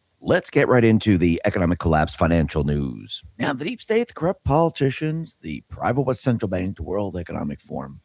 When you look around this country, and not just this country, but around the world, you start to realize that all the complaints, we'll probably go to 2 everything o'clock, that everyone's talking 6. about, where, hey, we have to help the homeless, we have to feed the poor, we don't have enough money for this, fraud everywhere, we have pollution because we have to use plastics. Where does this all come from? Why do we have all of this? because of the private West central bank system. And I know people are going to say, well, you keep saying this. You just keep going over and over and over this. But put it into perspective. The value of the currency declines over time as the criminals in D.C., as they continually borrow and they put it into circulation. What happens? It dilutes the currency, which means it makes it harder and harder for people to survive, which means you're going to get a lot more people that are homeless because there's no jobs, especially when you're moving the jobs out of this country. Once again, because why? Because the value of the currency is declining. And if you kept all the manufacturers and everything in this country, everyone would realize, wait a minute, why is everything so expensive? To hide that, they had to move the manufacturers out of this country and pay people pennies on the dollar, slave labor in other countries. So this way they could ship it back without tariffs whatsoever, China using loopholes. So this way you wouldn't notice the difference. In the meantime, what was happening? The value of the currency was declining and declining rapidly, which means the jobs have been sent overseas. There's less jobs here. And the jobs that are here, they're service-oriented jobs, which means people can't live on that money. And as the value of the currency declines, it becomes harder and harder for people to make ends meet. Then if you add in all the fraud and all the borrowing for the fraud, that puts even more money into circulation. And what does that mean?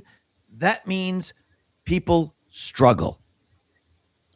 And when you look at manufacturers who had to stay in this country, they had to ship their items. We used to use wood boxes. We used to use glass. We used to use metal. Those are very, very heavy items. As they control the entire system and control the oil out in the Middle East, shut off the oil in Venezuela, make sure you don't drill in the United States. This way they can keep the oil prices up high. Energy became expensive. Shipping became expensive. So what did the corporations have to do? They had to figure out another way to ship cheaply. So they turned to styrofoam. They turned to plastics. They turned to all these other things because of the system breaking down. If you still had oil at 20 cents a gallon or 15 cents a gallon, and we had no inflation, we had sound money, would we need to do that? No, we wouldn't. Just like those people that need to make ends meet, you have a lot of credit cards because the salary that's coming in doesn't cut it. You're not keeping up with inflation, so you need something else to assist in that. The Ds, the deep state players, the central bankers, had to bring in illegals into this country and pay them a very low wage to keep their system operational. Just like we had to find people, not we personally, but the deep state players, had to find labor outside of this country and pay them pennies on the dollar. This is why we're seeing all this. And think about it. Go back in time when we had a major crash in the 30s. I mean, who do you think really pushed that? Then they created Social Security. One gigantic scam. The entire central bank system has been a scam on America. It's been keeping America down. And to pay for all of this, they went to every single American and said, hand over your money. Hand over your hard labor, the money that you've been earning. We need it because we need to pay for everything that we established. And as years go by, they want more and more and more. And this is what you're seeing now in the blue states. Remember, they went total socialism. So now people are leaving those states. And you know what they're doing? They're penalizing the people that are leaving the state. Because once again, they can't keep their system operational. Why is their system falling apart? Because there's so much corruption, there's so much money laundering that they have no money because it goes everywhere else. Plus, if you're not getting the money from the federal government, you're in a tight spot, aren't you? But you could see across the globe how bad it really is. When you look at California, for example, and you look at that high-speed train, that's been going on for like, what is it, 20 years or something like that? They're saying now it's going to cost $126 billion, more than triple the original price tag. And what do they have to show for it? Absolutely nothing. So there's $126 billion. You're never going to see that train built unless Trump gets involved. But otherwise, with Gavin Newsom handling it, you're never going to see that train built. That's why it doesn't exist. Because they're taking the money and they're laundering it out of the state. I mean, out of the project into other places in the state, into people's back pocket, back into circulation, which is then devaluing the currency. So they'll just keep that going. And all the people are saying, well, instead of going out in space, maybe we should have used the billions of dollars to pay for the poor. Well, what about the $126 billion that was used for the train? And the train's not even built. At least we made it into space. At least we were going around the moon. At least that was accomplished. Here, you have nothing accomplished. So what we really need to do is we need to back out of this and start to say, why is this happening? You got to go to the source of the problem. Just like a disease. You have a disease. Yes, you might have many symptoms. You might have a rash. You might have pains in your joints. You might have other type of symptoms where it's hard to breathe. But again, if you don't tackle... Medical freedom starts with access. Most pharmacies decide for you, not with you. All Family Pharmacy gives... the disease and you just treat the symptoms, the disease stays there. That's what we've been doing for a very long time. It's time to change all of this up. And what we're seeing right now is the fixes that they had, the Band-Aid fixes where, oh, we'll just raise minimum wage. Oh, we'll just do this. We'll fix that. Those things do not work. Those just mask the problem. And what's very interesting is there's a new study that shows how devastating California's minimum wage hike has been on the Golden State's economy. And it's awful. A $20 federal minimum wage would squeeze small businesses, reduce hiring, and undermine the kind of broad-based growth that comes from more jobs, more flexibility, and more opportunity. California's increase of minimum wage for fast food workers to $20 an hour has led to higher menu prices, reduced employee hours, elimination of overtime and benefits, and accelerated automation. Higher menu prices, reductions in employees, loss of benefits, loss of hours.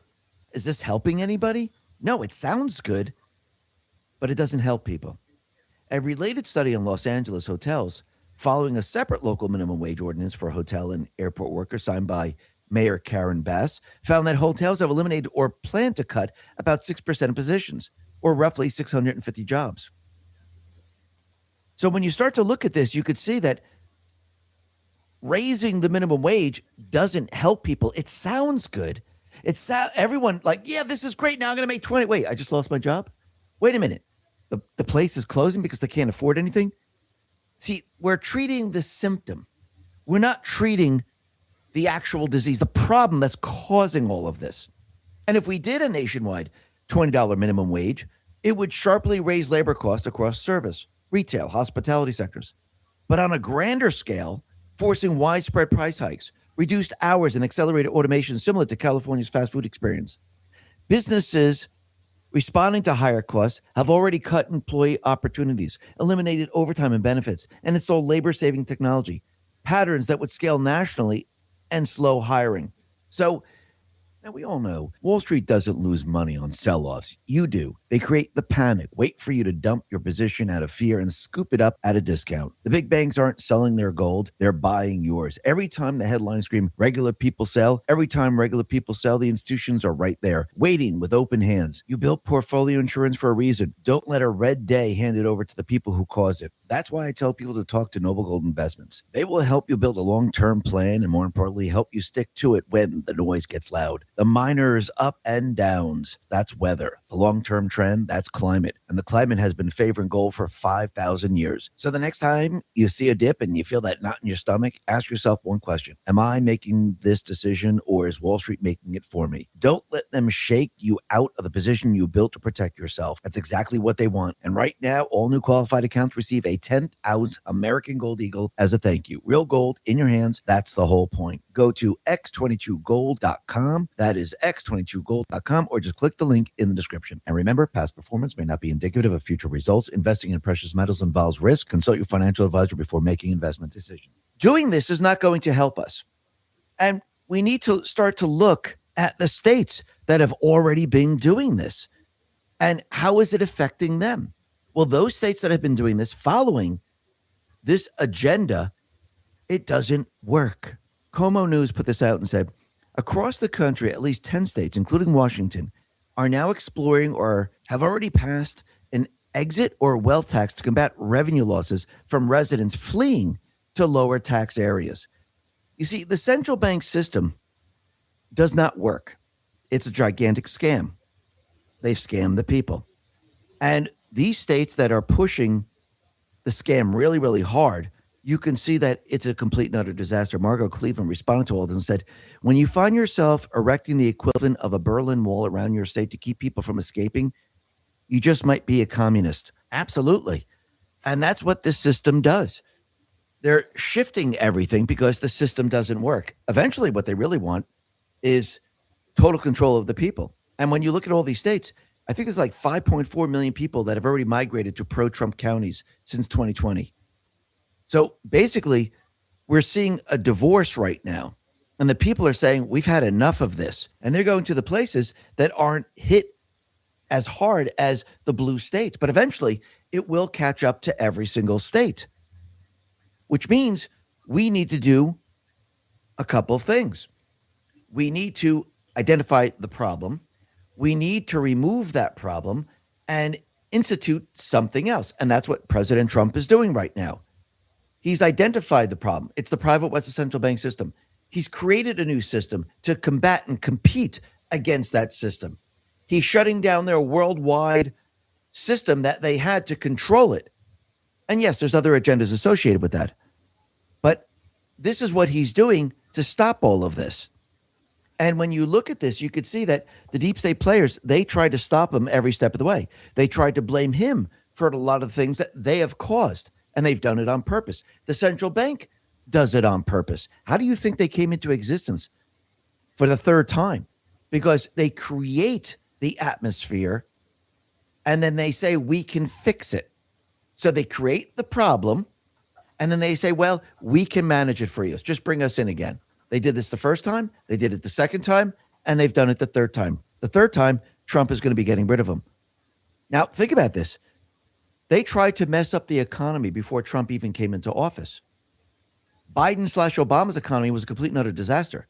They just hid it from the public. I mean, people felt it. When you went to the store and you went to the gas pump and everywhere else, you knew something was wrong. You knew that, hey, how come there's no jobs listings? What's going on here? Why are the wages going down? This doesn't make any sense. And why am I paying so much? Why can't I actually make ends meet? Something is happening right now. So once again, you could see that they tried to do whatever they possibly can. They even faked the job numbers. They faked inflation. They fake it all. It's a scam. It's been going on for a very long time. And think about what they did with the egg prices.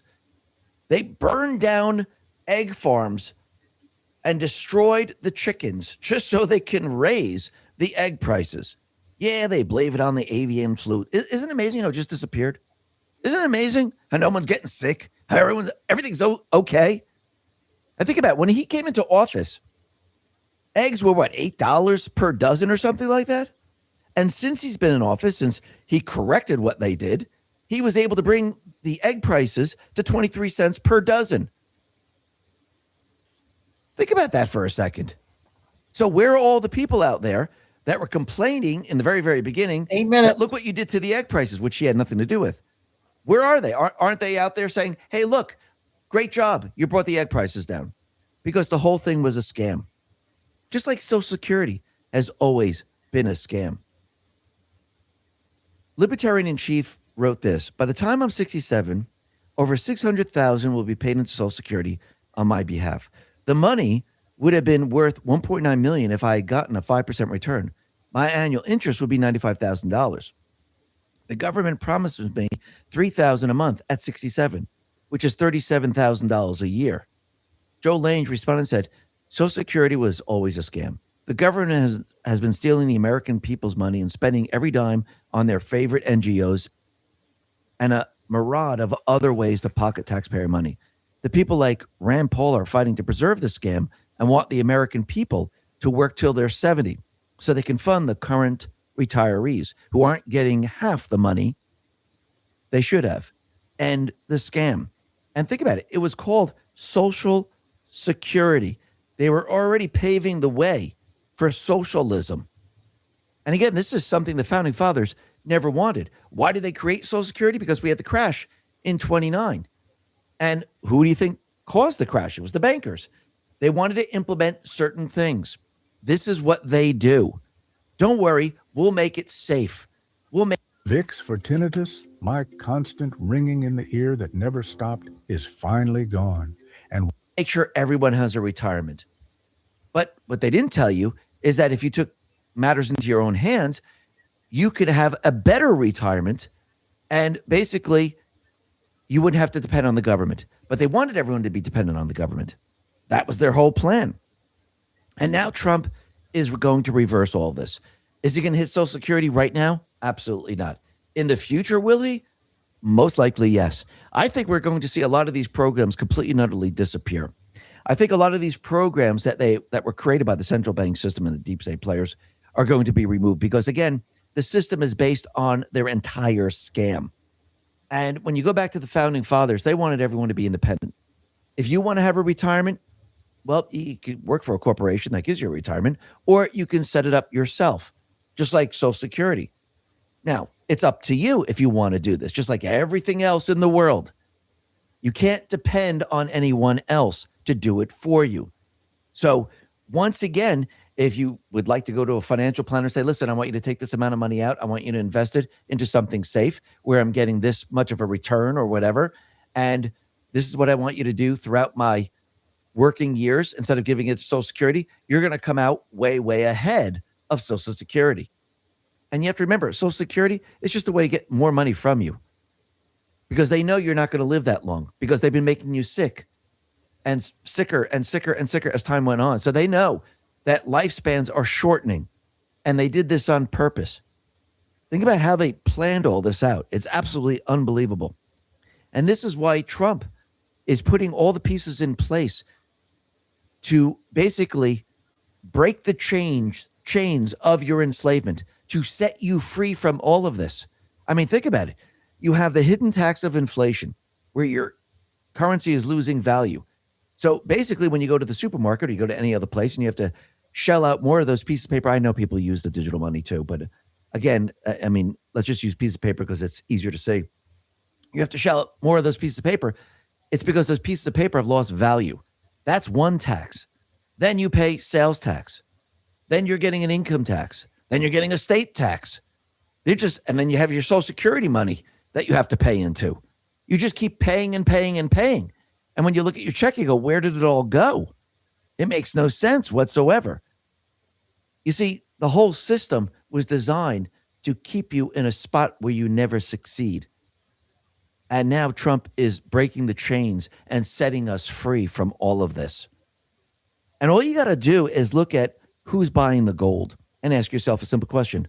Why? Why are they buying gold?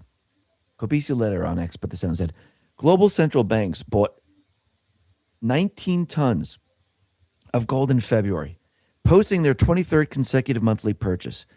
This follows 6 tons in January, with year-to-date purchases now at 25 tons. The National Bank of Poland led with 20 tons, bringing gold reserves to 570 tons, or 31% of total FX holdings.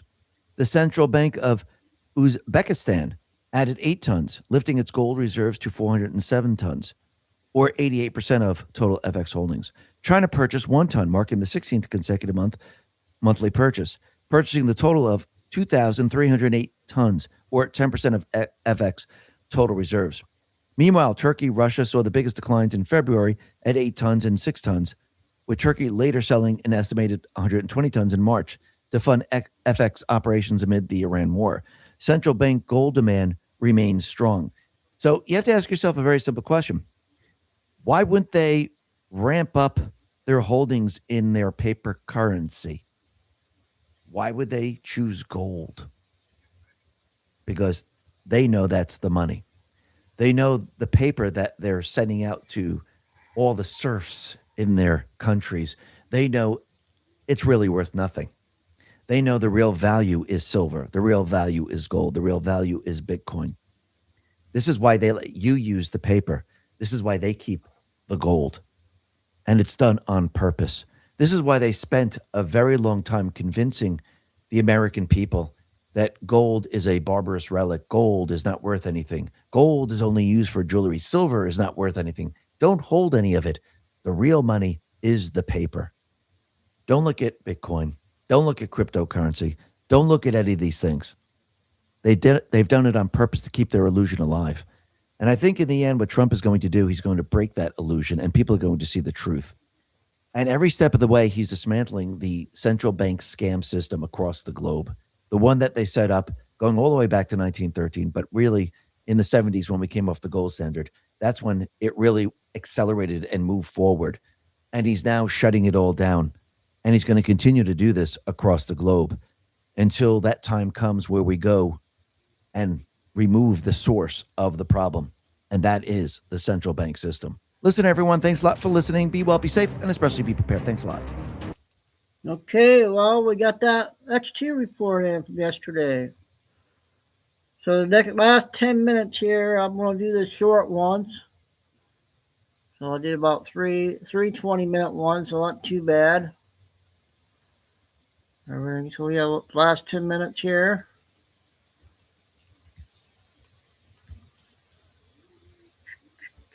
About 6 o'clock, I'll be back.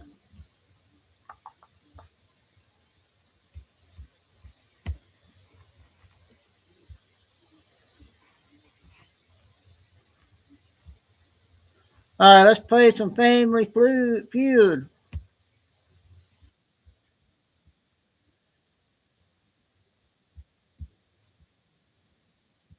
Two minutes. Ray Charles. Michael Jackson. Michael Jackson. Okay.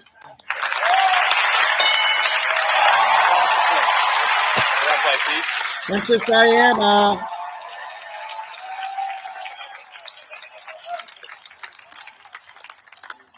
Ray Charles. I ain't never heard that. And you know who I saw in the produce section? Ray Charles. Dead. Name a famous person died some people believe is still alive. I'm going with Elvis Presley. Number one. Elvis Presley.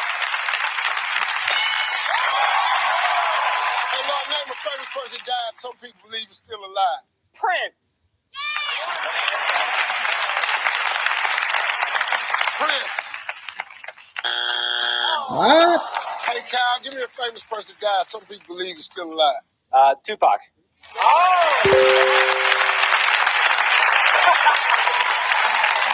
Kyle, I am impressed. That's a good answer, man. Tupac. There you go. That's the last one. Ashley, one answer left. You give me that one answer, your family wins this game. Name a famous person died some people believe is still alive. Patrick Swayze.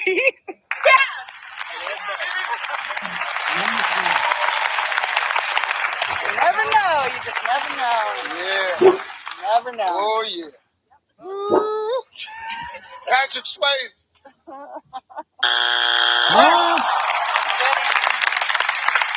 Okay, we'll see you tonight. Zach, we got one answer left. How old are you, Zach? 24. Oh, yeah. You don't even know no dead people. Zach, this is a chance for you to shock the world.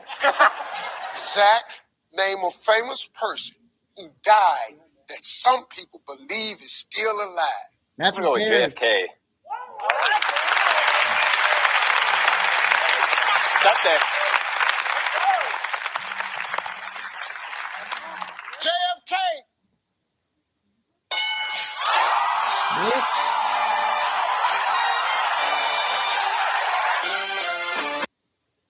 All right, that was it. End of Family Feud there.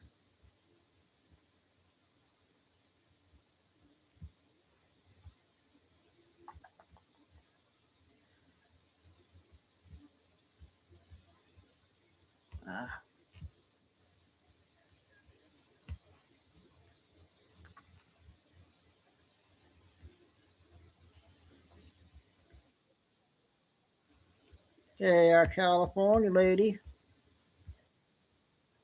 Apologized to Trump following a series of insults at the beginning of his term, and now he says he needs taxpayers' money to stabilize the economy of New York City. You, my friend, who have nothing to do with the mess Mamdani made, now he wants your money to be transferred to him so he can plug the fiscal hole he caused himself. Trump has already said that the tap was turned off the moment he returned to the White House. We discovered a massive fraud scandal in several states controlled by Democrats using social programs for money laundering programs they created themselves. And today, all of America is witnessing the biggest fraud scheme in our entire history. And my state is leading the way in this. With Gavin Newsom, the fraud has already reached $600 billion. In New York City alone, the Muslim mayor who promised to give things away for free to New Yorkers is now asking for money from other states to finance the mess he made. Donald Trump has already issued an ultimatum. Zohran Mamdani will not get his hands on federal money. What awaits him now is simply jail, because after all the crimes he has committed, he should at least be in prison. Zohran. Okay, one there.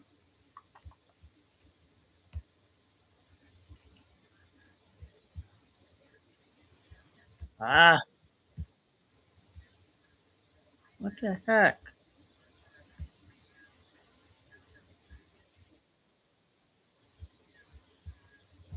I thought I had them in order. Hang on a second.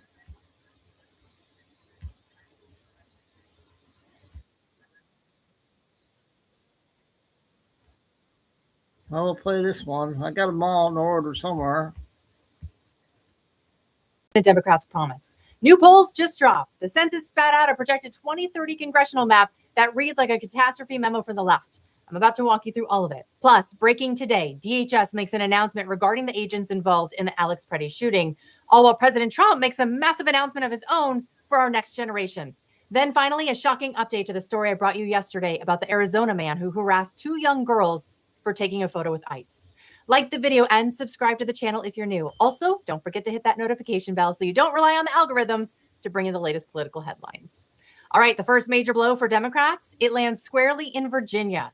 A Virginia state court just slammed the brakes on Democrats' desperate attempt to redraw the congressional map before the midterms. The judge ruled the Democrats failed to follow the basic procedure to approve the constitutional amendment that would have allowed a last-minute redraw of district lines. See, under Virginia law, changes like this must be passed and published at least 3 months before a general election. But this all happened last October, right before the presidential election. Democrats rushed their mid-decade redistricting resolution through less than a week before statewide elections. Apparently, rules for thee, but not for me, doesn't hold up so well in court, even if you're a Democrat. The left is beginning to panic as the 2026 midterms barrel down on us, and their path to victory, it evaporates faster than a Democrat's promise. New polls just dropped. The census spat out a projected 2030 congressional map that reads like a catastrophe memo from the left. I'm about to walk you through all of it. Plus, breaking today, DHS makes an announcement regarding the agents involved in the Alex Preddy shooting, all while President Trump makes a massive announcement of his own for our next generation. Then finally,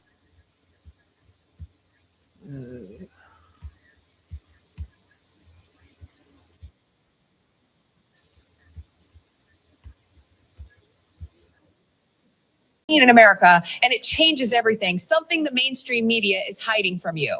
And as always, I'm here clear-faced to show you the truth. I want to talk about seats that Democrats considered permanently secure, the ones no one would dare touch because they were seen as untouchable. But in several states, such as Anchorage, Alaska, in District 4 of Midtown, Republican Dave Donnelly won a seat that belonged to Democrats in the Anchorage Assembly. And this panicked members of that party. You know why? Simply because it was a district that Kamala Harris won by 8 points in 2024. So something changed an area that was previously considered Democratic, elected a Republican. In Georgia, Republican Clay Fuller also won an election in a strongly pro-Trump district. Furthermore, in recent local elections, Republicans won in traditionally Democratic areas in Virginia. And this comes at a time when the governor is even requesting federal funds to pay state employees, meaning Democrats are delaying the salaries of workers who are outraged by the Democratic government in Virginia and are threatening to shut down the entire state. My love, the situation for corrupt Democrats has gotten even worse,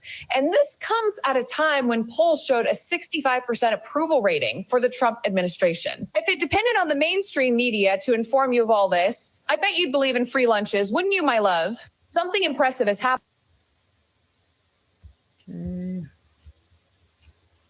See, this is a different one.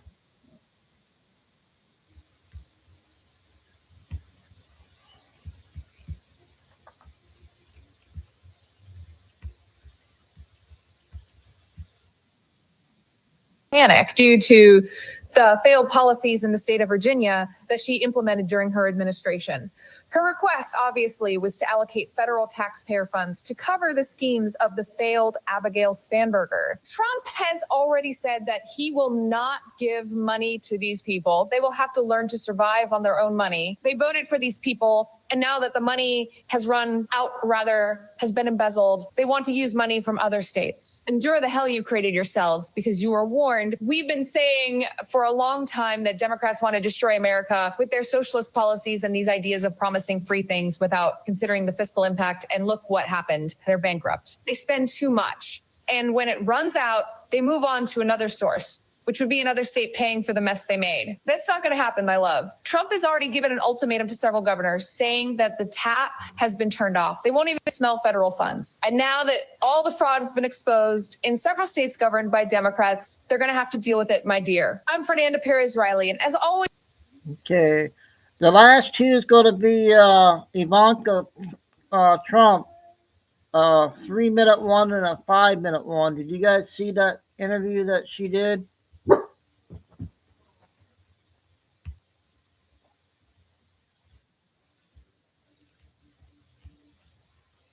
I got Derek Johnson videos for tonight. My mother taught me a lot about just like bringing intention to what you do, sorry.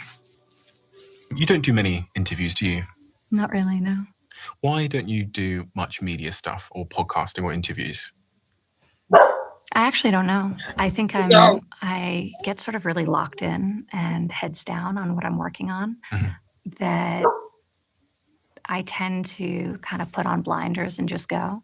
But I like to have conversations in longer form with people that I admire. I think the reason why I do this is because I naturally see everybody as like a jigsaw puzzle, and you've lived an extraordinary life. You've lived an extraordinary, atypical life that, I mean, it's safe to say almost nobody on planet Earth has ever experienced. And so I think I asked that question, to be completely honest, at the top, because the life you've lived that we'll get into is one that would have shaped you in a number of ways.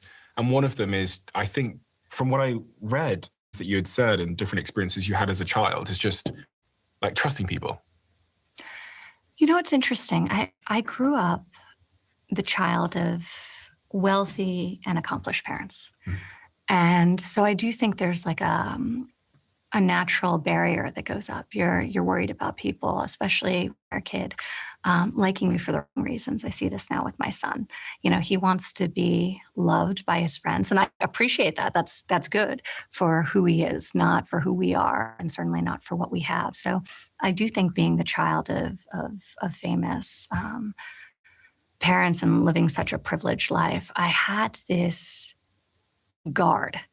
And that guard served me really well for a long time. Like I didn't have any friends, despite the really tumultuous life that I've had, ups and downs, who really disappointed me. Meaning close friends who didn't show up for me or who changed because of my circumstances or what was happening around me. And I've learned, for me, I mean, you were saying the purpose of life. For me, it's, you know, the expansion and not contraction of the heart. And that's hard as you get older. You know, how do you live a life of service and rooted in love and connection? And I've learned more and more that those walls, they don't serve you. And the only way to have connection, which is so fundamental to the human experience, is to build it, and that requires trust. So I have to trust people. Now, I have a good radar. I'm not foolish. I think I'm a very good read of people, and I think it's one of my strengths.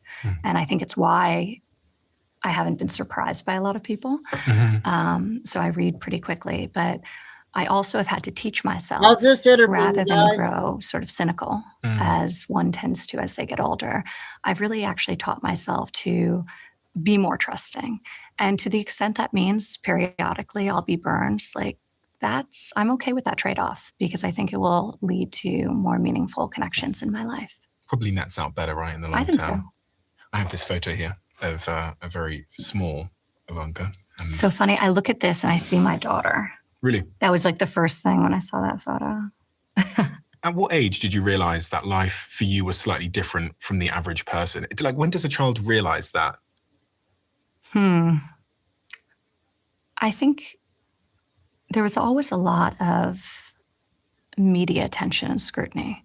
You see it, you experience it very early on. I think my parents did a really good job trying to shelter us from it. And it was different then without social media. You know, not everyone, I think the experience our children have where anywhere they go, people have a recording device in their hands, their iPhone, and can take pictures of them. And, you know, it's so, you're so exposed during your formative years. And thankfully, I did not have that growing up. There were times I felt it. I remember I wanted to be a dancer, a ballet dancer. And, you know, my mom was an incredible skier. She skied on the national team for then Czechoslovakia, now Czech Republic.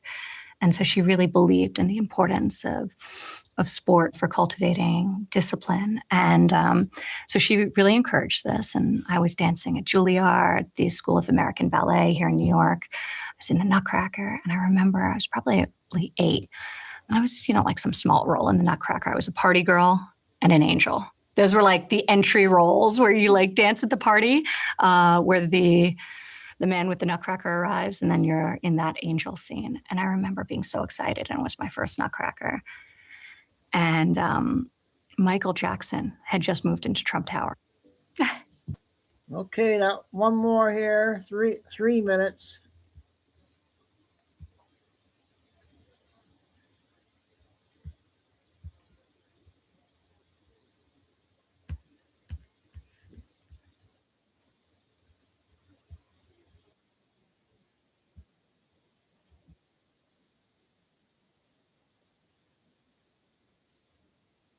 I said, you know, my daughter's in the Nutcracker.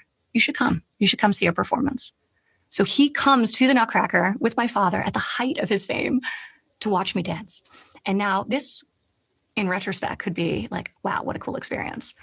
But I was horrified. I'm like, I was so embarrassed. I thought we had ruined the Nutcracker. Everyone was dancing with one glove. People who produced the show were, you know, hysterical that everyone was dancing with one glove. I thought it was all my fault. And this was like just a wild childhood experience. I had things like that happen that were so far from normal that it's actually like comical in retrospect. But I think the day-to-day was like really grounded. My grandmother and grandfather, before he passed on my mother's side, really raised us. My grandmother cooked every meal we ate for, you know, most of my childhood. Bibi. And Bubby. Yeah. Bubby. Yeah. So she taught me a type of unconditional love and tenderness. And I think more than anything, she was just this that's her.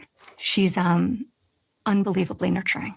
I'd come home from school and, you know, before I'd be out of the shower, she would have laundered my clothes and folded them and put them back on my bed. She was always feeding me, and food for her was very much like an expression of love. I remember when I became a teenager and I'd sleep later and later, she'd wake me up for lunch. Just, like, God forbid I wasn't being fed at all hours. But I can see she means the world to you.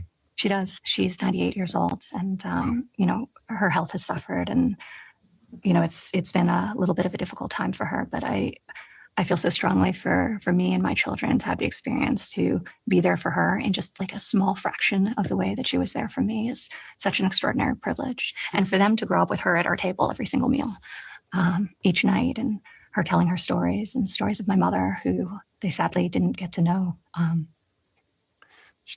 you okay? I can see. Yeah. No, I'm great. I have a lot of love for this woman. So.